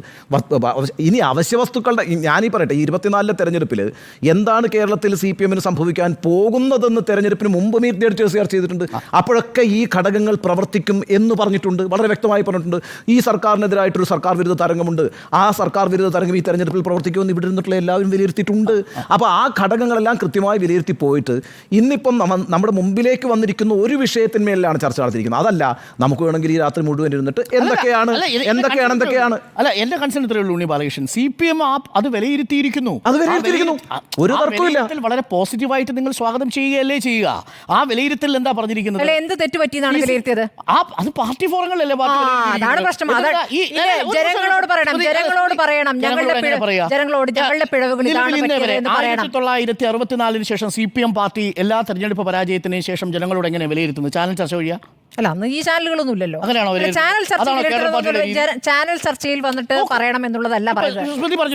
സഭയിൽ മുഖ്യമന്ത്രി എങ്ങനെ പ്രതികരിക്കുന്നു, സഭയിൽ എങ്ങനെ മുഖ്യമന്ത്രി പ്രതികരിക്കുന്നു എന്നുള്ളത് പാർട്ടിയുടെ ഒരു പ്രത്യയശാസ്ത്ര പദാവലിയാണ്. അതെന്ന് പറയുന്നത് മുതലാളിമാരുള്ള ചങ്ങാത്തം എന്ന അർത്ഥത്തിലല്ല. അത് എങ്ങനെയാണ് മുതലാളിത്തം പ്രവർത്തിക്കുന്നത്, അവിടെ രാഷ്ട്രീയവും മുതലാളിത്തവും തമ്മിൽ എങ്ങനെയാണ് ചേരുന്നത്, ഈ മുതലാളിത്തമുള്ള ചങ്ങാത്തം എങ്ങനെയാണ് ഈ യാത്രയിലൊക്കെ ജനങ്ങളുടെ നിങ്ങൾ ജനങ്ങളിൽ നിന്ന് കേൾക്കുമെന്ന് പറഞ്ഞ ശേഷം നിങ്ങൾ ആരൊക്കെയായിട്ടാണ് ചർച്ച നടത്തുന്നത്? മുതലാളിത്ത ചങ്ങാത്തം എന്ന് പറഞ്ഞാൽ മുതലാളിമാരുമായിട്ടുള്ള ചങ്ങാത്തം എന്ന അർത്ഥത്തിലല്ല.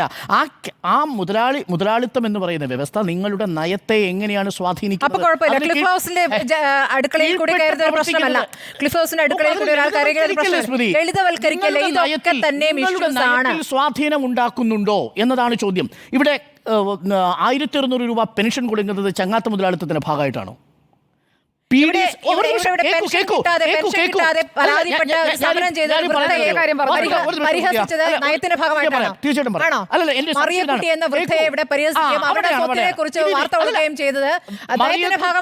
മറിയക്കുട്ടിയെ അപഹസിച്ചത് അത് തീർച്ചയായിട്ടും അപലപിക്കപ്പെടേണ്ട വിഷയമാണ്. പക്ഷെ മറിയക്കുട്ടിക്ക് പെൻഷൻ കിട്ടാത്ത സാഹചര്യം എങ്ങനെ വന്നു? അതാരാ ചർച്ച ചെയ്യേണ്ടത്? 13,050 കോടി രൂപ വായ്പാ പരിധി വെട്ടിക്കുറച്ച വിഷയം എന്തുകൊണ്ടാണ് നമ്മൾ ഓർമ്മിക്കാതെ പോകുന്നത്? കേരളത്തിൽ ഈ 900 കോടി രൂപ വെച്ച് ഒരു മാസം 62 ലക്ഷം പേർക്ക് പെൻഷൻ 12 മാസം കൊടുക്കാൻ 15,000 കോടി രൂപയുടെ മാത്രം ചിലവേ ഉള്ളൂ. 13,000 കോടി രൂപ വായ്പാ പരിധിയിൽ ഉൾപ്പെടുത്തി അനുവദിച്ചിരുന്നുവെങ്കിൽ മുഴുവൻ ആളുകൾക്കും പെൻഷൻ കിട്ടുമായിരുന്നു. ഇതൊരു വസ്തുതയെ നമ്മുടെ മുന്നിൽ നിൽക്കുന്നു. അവിടെയാണ് എൻ്റെ ചോദ്യം. ഈ ചങ്ങാത്ത മുതലാളിത്തം കൊണ്ടാണോ ഈ പെൻഷൻ കുടിശ്ശിക വന്നിരിക്കുന്നത്? ആ ചങ്ങാത്ത മുതലാളിത്തം കൊണ്ടാണോ FCIയിൽ നിന്ന് സിവിൽ സപ്ലൈസിന് വില കുറഞ്ഞ അളവിൽ അരി എടുക്കാൻ കഴിയാതെ വരുന്ന സാഹചര്യം ഉണ്ടാവുന്നത്? ചങ്ങാത്ത മുതലാളിത്തം എന്ന പദപ്രയോഗം ആ അർത്ഥത്തിൽ കേരളത്തിലെ സർക്കാരുമായി ബന്ധപ്പെട്ട അമിതമായ ലളിതവൽക്കരണമാണ്. ഏതെങ്കിലും മുതലാളിമാരുമായിട്ട് ഏതെങ്കിലും തരത്തിൽ അഴിമതിയുമായി ബന്ധപ്പെട്ട് സർക്കാരിനെതിരെ ആക്ഷേപമുണ്ടെങ്കിൽ അത് വിജിലൻസിന് കേസ് അന്വേഷിക്കാവുന്നതാണ്. അങ്ങനെ വിജിലൻസിന് കേസ് വിജിലൻസ് ഉണ്ടോ? എവിടെ കണ്ടെത്തി അഴിമതി? അഴിമതി എന്നുള്ളത് തെരഞ്ഞെടുപ്പ് പരാജയത്തിലൂടെ അഴിമതി. ഈ സർക്കാരിനെതിരെ ഏത് മന്ത്രിക്കെതിരെ അഴിമതി ആരോപണം? മന്ത്രിക്കെതിരെ പാർട്ടി നേതാക്കൾ ശരി, അഴിമതി ആരോപണം ഒന്നും ഉണ്ടായില്ലേ? ഏത് മന്ത്രിക്കെതിരെ അഴിമതി? എവിടെ ആരോപണം തന്നെ, അതിൽ അന്വേഷണം നടക്കുന്നില്ലേ? ഇപ്പോൾ എവിടെ എഫ്ഐആർ ഇട്ടിരിക്കണേ? ഏത് എഫ്ഐആർ? കേരളത്തിലെ ഏതെങ്കിലും ഒരു മന്ത്രിക്കെതിരെ കേന്ദ്ര ഏജൻസികളുടെയോ സംസ്ഥാനത്തിന്റെയോ ഏതെങ്കിലും ഒരു ഏജൻസിയുടെ എഫ്ഐആറിൽ ഏതെങ്കിലും ഒരു മന്ത്രിയുടെ പേരുണ്ടോ? അങ്ങനല്ല, ഒരു മന്ത്രിക്കെതിരായ ആരോപണം വരുമ്പോഴല്ല അരുണേ ഒരു പാർട്ടി പ്രതിസന്ധിയിലാണ്. ഇപ്പൊ കരുവന്നൂർ പോലെ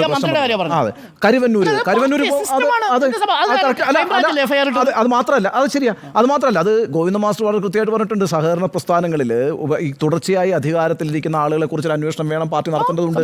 കാരണം എന്താണെന്ന് വെച്ചാൽ അത് അഴിമതിക്കൊരു വഴിവെക്കുന്നുണ്ട്. അത് കരുവന്നൂരിന്റെ പശ്ചാത്തലത്തിലാണ് പറയുന്നത്. വൈദേകം റിസോർട്ട് പോലുള്ള സംഭവം corporate institutions and at various level. This must be checked and strictly curbed. നോക്കൂ, തീർച്ചയായിട്ടും അതല്ലേ പാർട്ടിയുടെ പോളിസി. ഇതെവിടെ നിങ്ങൾ ഭരിക്കുന്ന സംസ്ഥാന സർക്കാരിനെതിരെ അഴിമതി ആരോപണം എവിടെയെന്നാണ് എന്റെ ചോദ്യം. പഞ്ചായത്ത് തലത്തിൽ നിന്ന് ആരെങ്കിലും പറഞ്ഞോ? എവിടെയെങ്കിലും കോപ്പറേറ്റീവിൽ നിന്ന് ആരെങ്കിലും പറഞ്ഞു? എല്ലാ പഞ്ചായത്തുകളും കേരളത്തിൽ ഭരിക്കുന്നത് ഇടതു മുന്നണിയാണോ? എല്ലാ സഹകരണ സ്ഥാപനങ്ങളും ഭരിക്കുന്നത് കേരളത്തിൽ ഇടതു മുന്നണിയാണോ? ഈ കേരളത്തിൽ 224 സഹകരണ സ്ഥാപനങ്ങളുടെ അഴിമതിയെക്കുറിച്ചുള്ള ചിത്രം പുറത്തു വന്നിട്ടില്ലേ? എല്ലാം ഇടതു മുന്നണിയുടേതാണോ? അല്ലല്ലോ, എല്ലാ പാർട്ടികളുടേതുമുണ്ട്. പക്ഷേ തീർച്ചയായും പാർട്ടി CPM ഉത്തരവാദിത്വത്തോടു കൂടി അതിൻ്റെ ഈവൻ ജില്ലാ കമ്മിറ്റിയിൽപ്പെട്ട നേതാക്കൾ വരെ ഏതെങ്കിലും കേസ് ഉൾപ്പെട്ടിട്ടുണ്ടെങ്കിൽ ഗൗരവത്തോടെ കാണുന്നൊരു പാർട്ടിയാണ് താഴെത്തട്ടിൽ വരെ എന്നാണ് ഞാൻ മനസ്സിലാക്കുന്നത്. നിലവിൽ കരുവന്നൂരിൽ സംഭവിച്ച വിഷയം ആ അർത്ഥത്തിൽ അഴിമതിയുടെ കാര്യത്തിൽ നമുക്ക് ഒരു സ്റ്റേറ്റ്മെൻറ്റും പറയാൻ പറ്റുന്നതല്ല. പക്ഷേ സംസ്ഥാന സർക്കാരിനെതിരെ അഴിമതിയുണ്ട് എന്നൊരു ആരോപണം പാർട്ടി വിലയിരുത്തിയിട്ടില്ല. അല്ല, ഇതിനകത്തൊരു പ്രശ്നം വെച്ചാൽ നമ്മൾ വീണ്ടും അതിനകത്തേക്ക് വരുമ്പോഴത്തേക്കും ജീവിതശൈലി എന്നൊരു പ്രയോഗം ബേബി നടത്തുന്നുണ്ട് അല്ലേ? ആ ജീവിതശൈലി, അതൊക്കെ ഇതിനകത്ത് ഈ ശൈലി എന്നുള്ള വാക്ക് ഈ നമ്മൾ വളരെ ലളിതമായിട്ട് മുഖ്യമന്ത്രി ചിരിച്ചില്ല എന്നുള്ളത് അല്ല അത് നിൽക്കുന്നത്. അല്ലെങ്കിൽ സംസ്ഥാന സെക്രട്ടറിയുടെ പെരുമാറ്റത്തിൽ മൈക്കാനോട് തട്ടിക്കയറി അവിടെ മാത്രമല്ല, മൊത്തം നമ്മുടെ ജീവിതശൈലി, ആ പാർട്ടിയുമായി ബന്ധപ്പെട്ട് പ്രവർത്തിക്കുന്ന ആളുകൾ പൊതുസമൂഹത്തിൽ പിന്തുടരുന്ന ജീവിതശൈലി ഒരു പ്രധാനപ്പെട്ട വിഷയമാണ്. ആ പ്രശ്നത്തെ പ്രമോദ് കോട്ടലിയുടെ കാര്യവും കറക്റ്റാണ്. അതാ, അത് ജനങ്ങൾ നേതൃത്വത്തിൽ നോക്കൂ. നേതാവാണ്. ഞാൻ പറയട്ടെ ഇപ്പം വൈദേകം റിസോർട്ട് അതിനെ സംബന്ധിച്ച് എന്തൊക്കെ വിശദീകരണങ്ങൾ ഇ പി ജയരാജൻ നൽകിയാലും അതുണ്ടാക്കിയ ഒരു ഇംപ്രഷൻ ഉണ്ട്. ഒന്ന്. രണ്ട്, ഈ പറയുന്ന കരുവന്നൂർ പോലുള്ള പ്രശ്നങ്ങൾ ഉണ്ടാക്കുന്ന ഇംപ്രഷൻ ഉണ്ട്. ഞാൻ പറയുന്നത് ഇതിന് ശേഷം, ഈ തെരഞ്ഞെടുപ്പിന് ശേഷം മുഖ്യമന്ത്രി പിണറായി വിജയൻ പോയ വിദേശയാത്ര പോലും ഒരു ശൈലീ പ്രശ്നമാണ്. അതൊക്കെ ഉണ്ടാക്കുന്ന പ്രശ്നങ്ങൾ സ്വകാര്യമാണെന്ന് പറയുമ്പോഴും നമ്മുടെ ഈ പൊതുസമൂഹത്തിൻ്റെ ഒരു നിരീക്ഷണത്തിലാണല്ലോ നമ്മളുള്ളത്. നമ്മൾ നോക്കൂ, ഇപ്പോൾ കേരളത്തിലെ തന്നെ വലതുപക്ഷ മുഖ്യമന്ത്രിമാരായിരുന്നല്ലോ കെ കരുണാകരൻ. നിങ്ങൾക്ക് കെ കരുണാകരൻ അമേരിക്കയിലേക്ക് കല്യാണക്കുട്ടിയമ്മയായിട്ട് ചികിത്സയ്ക്ക് പോയതല്ലാതെ നിങ്ങൾക്കൊരു പടം കാണാൻ പറ്റുമോ? കെ മുരളീധരനും കല്യാണക്കുട്ടിയമ്മയും കെ കരുണാകരനും പത്മജ വേണുഗോപാലും കൂടി അല്ലെങ്കിൽ അവരുടെ ഭർത്താവും കൂടി പോകുന്നൊരു വിദേശയാത്ര. കെ ആന്റണി പോട്ടെ, ഒരു കാരണവശാലും അങ്ങനെ ഒരു പടം ഉണ്ടാവില്ല എന്ന് പറയാം. ഉമ്മൻചാണ്ടി, ഇപ്പുറത്ത് നോക്കൂ, അച്യുതമേനനാണെങ്കിലും ഇ എം ശങ്കരൻ നമ്പൂരിപ്പാടാണെങ്കിലും ഇ കെ നായനാരാണെങ്കിലും ഒന്നുമില്ല. ഇനിയിപ്പോൾ ഇക്കാര്യത്തിലൊക്കെ വളരെ ആധുനികമായ ആയിക്കോട്ടെ, വിയോജിച്ച് പറഞ്ഞു കൊടുത്തോട്ടെ, ആധുനികമായ ലോകത്ത് ആധുനികമായ ജീവിത ശൈലികളിലേക്ക് പോകുന്നതിനകത്തൊന്നും തെറ്റില്ല. അങ്ങനെയാണെങ്കിൽ തെറ്റില്ല. അങ്ങനെയാണെങ്കിൽ ആധുനികമായ ജീവിത ശൈലിയുടെ ഭാഗം തന്നെയാണ് ഒരു സമൂഹത്തോട് വളരെ സന്തുഷ്ടമായി പെരുമാറുന്നത്.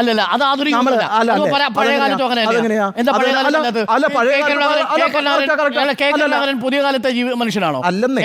ചിരിച്ചു തന്നെ ആൾക്കാർ പഴയകാലം പുതിയ എന്റെ കൺസേൺ അതല്ല. താങ്കൾ പറഞ്ഞല്ലോ ഈ പറയുന്ന ഇ എം എസിന്റെ കാലത്ത് സഞ്ചരിച്ചിട്ടുണ്ടോ? ഇല്ല. എ കെ ജിയുടെ കാലത്ത് സഞ്ചരിച്ചിട്ടുണ്ടോ? ഇല്ല. പുതിയ കാലത്താണ് സഞ്ചരിച്ചു തുടങ്ങുന്നത്. പുതിയ കാലത്താണ് ഈ പറയുന്ന യാത്രകൾ കൂടുതൽ ജനകീയമാവുന്നത്, യാത്രകൾ കൂടുതൽ ലഭ്യമാവുന്നത്, ആക്സസബിൾ ആവുന്നത്, ഈ പറയുന്ന നേതാക്കൾക്ക് അത് സഞ്ചരിക്കാൻ പറ്റുന്ന രീതിയിൽ ഇവിടുത്തെ ശമ്പളം ഉണ്ടാവുന്നത്, വിമാന ടിക്കറ്റിന്റെ വില കുറയുന്നത്, അതൊക്കെ ആ കാലം കൂടെ നമ്മൾ പരിഗണിക്കേണ്ടത് സ്വാഭാവികമായും. നമ്മൾ എങ്ങനെ കമ്പയർ ചെയ്യാൻ പറ്റും? അതല്ല ഞാൻ പറഞ്ഞു ഇത്രയേ ഉള്ളൂ. കെ കരുണാകരൻ പോയതുകൊണ്ടോ എ കെ പോകാതിരുന്നുകൊണ്ടോ പിണറായി വിജയൻ പോകരുതെന്നല്ല ഞാൻ പറയുന്നത്. ആധുനികമായ ജീവിതത്തിലെ അത്തരം സൗകര്യങ്ങളൊക്കെ ഉപയോഗിക്കുമ്പോൾ ഈ അപ്പുറത്ത് ഇ കെ നായനാരാണെങ്കിലും ഇ എം എസ് ആണെങ്കിലും ഒക്കെ ആദർശനിഷ്ഠമായൊരു ജീവിതം ജീവിച്ചുകൊണ്ടിരിക്കുന്നു എന്നൊരു അവസ്ഥ ജനങ്ങൾക്കിടയിൽ ഉത്തമ ബോധ്യമുണ്ട്. അവർക്ക് ആദർശനിഷ്ഠമായ ജീവിച്ചിരുന്നപ്പോഴൊന്നും ആരും അല്ല, ഞാൻ പറയുന്നത് എനിക്കിപ്പോൾ ആ സമയത്ത് വരുമെന്ന് പറയാൻ പറ്റില്ല. അങ്ങനല്ല നിങ്ങൾ ഈ പറഞ്ഞുകൊണ്ടിരിക്കുന്ന ഓരോ കാര്യങ്ങളും 2019 വിജയിച്ചപ്പോൾ നമ്മൾ പൂകൊണ്ട് മൂടിയില്ലേ? അങ്ങനെയൊന്നുമല്ല. അങ്ങനെ അതിനെതിരായിട്ടുള്ള അഭിപ്രായങ്ങൾ പറഞ്ഞിട്ടുള്ള ആളുണ്ട്, എതിരായിട്ടുള്ള അഭിപ്രായങ്ങൾ അന്നും പറഞ്ഞിട്ടുള്ള ആളുണ്ട്. അത് മാത്രമല്ല, ഇപ്പൊ നായനാരെയും ഇ എം എസിനെയും പിന്നെ ഈ പറയുന്ന ചടയം ഗോവിന്ദനെയും എ കെ ഗോപാലിനെ ഒക്കെ കുറിച്ച് വലിയ മനുഷ്യ മാതൃകകളായിട്ടാണ് കേരളം കാണുന്നത്. അതിനകത്തൊന്നും ഒരു എതിരോ മാതൃകകളാകണമെങ്കിൽ ഒന്നീ പാർട്ടി സ്ഥാനത്ത് നിന്ന് മാറണം. ഒന്നുമില്ല. നായനാരോടുള്ള സ്നേഹം എന്റെ അരുണെ നായനാര് മരിക്കുമ്പോൾ ഞാനൊരു വിഷ്വൽ മീഡിയ റിപ്പോർട്ടറാണ്. ഡൽഹിയിൽ നിന്ന് നായനാര് മരിക്കുമ്പോൾ എന്റെ മുൻനിർത്തി വാർത്തകൾ വന്നിട്ടില്ലേ? ആയിക്കോട്ടെ, നായനാരുടെ മൃതദേഹം എപ്പോഴാ എത്തിയെന്നറിയാമോ? നായനാർ ജീവിച്ചിരിക്കുമ്പോഴാണോ മരിച്ചുള്ളതല്ല. ഇ എം എസ് നായനാര് ഈ മനുഷ്യരെല്ലാം എങ്ങനെയാണ് കേരളത്തിലൂടെ അവരുടെ മൃതദേഹങ്ങൾ സഞ്ചരിച്ചിട്ടുള്ളത് ഞാൻ റിപ്പോർട്ട് ചെയ്തിട്ടുള്ളതാണ്. ഞാൻ ആ മൃതദേഹത്തോടൊപ്പം യാത്ര ചെയ്തിട്ടുള്ളതാണ്. നമുക്ക് ഉറങ്ങാൻ സമയം കിട്ടില്ല. ആളുകൾ തടഞ്ഞു നിർത്താത്തതിന്റെ ഒരു വഴക്കുണ്ടായിട്ടുണ്ട്. സോളാർ വിഷയത്തിൽ കേരളം ചർച്ച ചെയ്ത് ഉമ്മൻചാണ്ടിയുടെ മൃതദേഹം എങ്ങനെയാ പോയത്? ഉമ്മൻചാണ്ടിയുടെ വേറൊരു ജനകീയതയുണ്ട്. മാത്രമല്ല ഉമ്മൻചാണ്ടി അതിനകത്ത് കറപ്റ്റ് ആയിരുന്നില്ല എന്ന് ഉത്തമ ബോധ്യം ജനങ്ങൾക്ക് തന്നെ. അതാ പ്രശ്നം. എന്ന് മാത്രമല്ല ഉമ്മൻചാണ്ടിക്ക് ഒരു സെന്റിമെന്റ്സ് കൂടി ഉണ്ടായി. ഉമ്മൻചാണ്ടി അനാവശ്യമായിട്ട് ഒരു ലൈംഗിക ആരോപണത്തിൽ വിധേയനായി എന്നുള്ള ഒരു സെന്റിമെന്റ്സ് കൂടി ഉണ്ടായിരുന്നു. നമ്മൾ ഒരുമിച്ച് റിപ്പോർട്ട് ചെയ്താണല്ലോ. മരണം വിശുദ്ധനാക്കാൻ എന്നുള്ളതാണ് കേരളത്തിലെ പല കമ്മ്യൂണിസ്റ്റുകാരുടെയും അവസ്ഥ.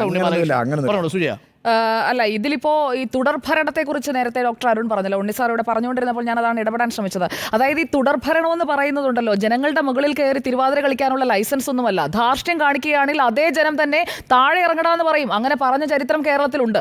അപ്പോൾ ഈ 2000 ഞാൻ കേരളത്തിലെ കാര്യമാണല്ലോ പറയുന്നത്. അത് കഴിഞ്ഞിട്ട് നമുക്ക് യു പിയിലേക്ക് പോകാം. കുറെ കിലോമീറ്റർ സഞ്ചരിക്കണമല്ലോ. കേരളത്തിൽ നിന്നുകൊണ്ട് പറയാം, നമ്മളിപ്പോൾ കളമശ്ശേരിയിലാണല്ലോ. അപ്പോൾ ഈ തുടർഭരണം കിട്ടി എന്ന് പറഞ്ഞുകൊണ്ട് എല്ലാത്തിനുമുള്ള ലൈസൻസ് എഴുതി ഒപ്പിട്ട് അങ്ങോട്ട് അടിയാധാരവും മുന്നാധാരവും വരെ പിണറായി വിജയന് കേരളം കൊടുത്തിട്ടൊന്നുമില്ല. താഴോട്ട് ആരും പറഞ്ഞിട്ടില്ല. അതുകൊണ്ട് തന്നെ പറഞ്ഞത് ഞാൻ ആരും പറഞ്ഞിട്ടില്ല. അതുകൊണ്ടാണ് ഇവിടെ പറയുന്നതും. അപ്പോൾ ഒറ്റ കാര്യമേ ഉള്ളൂ, പിണറായി വിജയൻ നട്ടപ്പാതിരക്ക് ഇരുന്ന് നട്ടുച്ചയാണെന്ന് പറഞ്ഞു കഴിഞ്ഞാൽ അതിന് കൈയടിക്കാനൊന്നും ഇനി കേരളത്തിലുള്ളവരെ കിട്ടില്ല. മലയാളിക്ക് കാര്യം അറിയാം. അല്ലാതെ പിണറായി വിജയൻ പറയുന്നത് മാത്രമാണ് ശരി, പിണറായി വിജയനാണ് ശരി, പിണറായി വിജയനെ ആരും തിരുത്താൻ പോകരുത്, പിണറായി വിജയന് ധാർഷ്ട്യമില്ല, പിണറായി വിജയൻ മാത്രം ശരി, ബാക്കി എല്ലാവരും മോശം, താഴെയുള്ള ബ്രാഞ്ച് കമ്മിറ്റി വേണേ തിരുത്തിക്കോ, മേളിലുള്ള പിണറായി വിജയനെ തിരുത്താൻ പറ്റില്ല, പിണറായിയുടെ ശൈലി മാറിയിട്ട് കാര്യമില്ല, ആ ശൈലിക്കല്ല കുഴപ്പം, പിണറായി വിജയൻ ഒരു കുഴപ്പമില്ല, പിണറായി വിജയൻ മുത്താടാ, പാവമാടാ, പവിഴമാടാ എന്ന് പറഞ്ഞാലൊന്നും സമ്മതിച്ചു തരാൻ പറ്റില്ല ഡോക്ടർ അരുൺ. പിണറായി വിജയൻ ഇവിടെ തെറ്റ് കാണിച്ചിട്ടുണ്ടെങ്കിൽ ആ തെറ്റാണെന്ന് പറയും. പിണറായി വിജയനെ പറയാൻ ഞാനോ സ്മൃതി പരുത്തിക്കാടോ പിണറായി വിജയൻ പാവമാടാന്നോ പവിഴമാടാന്നോ രാത്രിയിൽ നട്ടുച്ചയാണെന്ന് പറയണമെന്ന് പറഞ്ഞിട്ടില്ല. താങ്കൾ ആരെക്കുറിച്ചാണ് പറയുന്നത്? അങ്ങനെ പറഞ്ഞിട്ടുള്ളവരെ കുറിച്ച് ആര്? അങ്ങനെ പറഞ്ഞിട്ടുള്ളവർ, അങ്ങനെ ഒരാളെ ധരിച്ചു പറയൂ. വെച്ചിട്ടുള്ളവർ അല്ല. പിണറായി വിജയന് തെറ്റില്ല, പിണറായി വിജയന്റെ ശൈലി മാറ്റേണ്ടതില്ല. പിണറായി വിജയന്റെ ശൈലിയല്ല കുഴപ്പമെന്ന് ഇവിടെ പറഞ്ഞ ഒരാൾ ഡോക്ടർ അരുണാണല്ലോ. പിണറായി വിജയന്റെ ശൈലിയല്ല കുഴപ്പമെന്നാണ് ഞാൻ പിണറായി വിജയന്റെ പിണറായി വിജയന്റെ ശൈലിയല്ല പരാജയത്തിന്റെ ഏക കാരണം എന്നാണ് ഞാൻ പറഞ്ഞത്. അതിലേക്ക് ലളിതവൽക്കരിക്കരുതെന്നാണ് ഞാൻ പറഞ്ഞത്. അല്ല, അത് കാരണമാണ്, അതൊരു പ്രധാനപ്പെട്ട കാരണമാണ്. പിണറായി വിജയന്റെ ധാർഷ്ട്യം ഒരു പ്രധാന കാരണം തന്നെയാണ്. പിണറായി വിജയൻ ശരിയാകാതെ CPM രക്ഷപ്പെടില്ല. അല്ല എങ്കിൽ പിണറായി വിജയനെ മാറ്റി നിർത്തിയിട്ട് CPM എങ്ങനെയെങ്കിലും രക്ഷപ്പെടാൻ നോക്കുക. നമുക്കൊരു കാര്യം ചെയ്യാം. നമുക്ക് ഈ രാഷ്ട്രീയം നമുക്ക് ഈ രാഷ്ട്രീയങ്ങളൊന്നും അവസാനിപ്പിച്ചാലോ? അപ്പോൾ നമുക്ക് ജനങ്ങളിൽ നിന്ന് പഠിച്ച് ജനങ്ങളെ പഠിപ്പിക്കേണ്ട ചുമതലയാണ്. അത് നല്ല വരികട്ടോ. അത് ബേബി സാഹ എഴുതിയ നല്ല മനോഹരമായ വരിയാണ്. ജനങ്ങളിൽ നിന്ന് പഠിച്ച് ജനങ്ങളെ പഠിപ്പിക്കണം എന്ന് പറയുന്നത്. അത് മാത്രമല്ല, MT പറഞ്ഞ വാക്കുണ്ടല്ലോ, ഒരു സമൂഹ ആൾക്കൂട്ടത്തെ ഉത്തരവാദിത്തമുള്ള സമൂഹമാക്കി മാറ്റുക എന്ന് പറയുന്നത് ഇങ്ങനെയാണല്ലോ. ജനങ്ങളെ പഠിപ്പിച്ചുകൊണ്ടാണ് ആ രാഷ്ട്രീയം ഉണ്ടാവുന്നത്. ആ രാഷ്ട്രീയത്തെ കുറിച്ചാണ്. അതുകൊണ്ടാണ് പറയുന്നത് തെരഞ്ഞെടുപ്പിന്റെ കാര്യത്തിൽ മാത്രമല്ല, പകരം ഇടതുപക്ഷത്തിന് സ്വാധീനമുള്ള മേഖലകളിലെ ആഘാതശേഷി കുറഞ്ഞു എന്നാണ് പറഞ്ഞിരിക്കുന്നത്. ആഘാതശേഷി എന്ന് പറഞ്ഞാൽ എന്താ? ഒരു പാർട്ടി എടുക്കുന്ന ഒരു നിലപാടിനെ സ്വാഗതം ചെയ്യുന്ന മനുഷ്യരുടെ എണ്ണം കുറഞ്ഞു. ബഹുജന സ്വാധീനത്തിലും പ്രതികരണശേഷിയിലും ആഘാതശക്തിയിലും ചോർച്ചയും ഇടിവും സംഭവിക്കുന്നുണ്ട്. ആഘാതശേഷിയിൽ ഇടിവ് കുറഞ്ഞതിന്റെ ഒരു ഭാഗമായിട്ടാണ്. എങ്ങനെ ഇത് ഇടിവ് കുറവാതിരിക്കുക? നവോത്ഥാന സമിതിയുടെ മുകളിൽ ഇരിക്കുന്ന ആളാണ് എന്നുള്ള ചോദ്യം കൂടി ഉണ്ടല്ലോ. അല്ല, ഇതിന്റെ പ്രശ്നം അറിയാം. അത് ഈ MA ബേബിയുടെ ഈ തുറന്നു പറച്ചിലോടും തോമസ് ഐസക്കിനോടും യോജിക്കുന്ന ഒരു കാര്യം വെച്ചാൽ അത് പൊതുസമൂഹം ചർച്ച ചെയ്തുകൊണ്ടിരിക്കുന്നു എന്നുള്ളത് ദാറ്റ്സ് എ ഗ്രേറ്റ് ഇമ്പാക്ട്.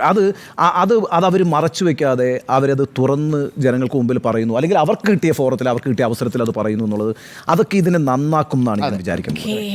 അപ്പോൾ ശരി, നമ്മൾ ഇന്നത്തെ ചർച്ച അവസാനിപ്പിക്കുന്നു. തിരുത്തൽ ബോധ്യപ്പെടേണ്ടേ എന്ന ചോദ്യത്തിൽ 4 പേർക്കും ഏകാഭിപ്രായമാണ്, ബോധ്യപ്പെടേണ്ടതുണ്ട്.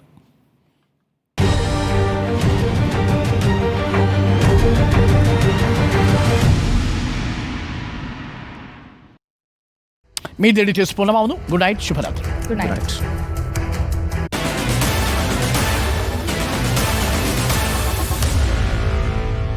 Meet the editors.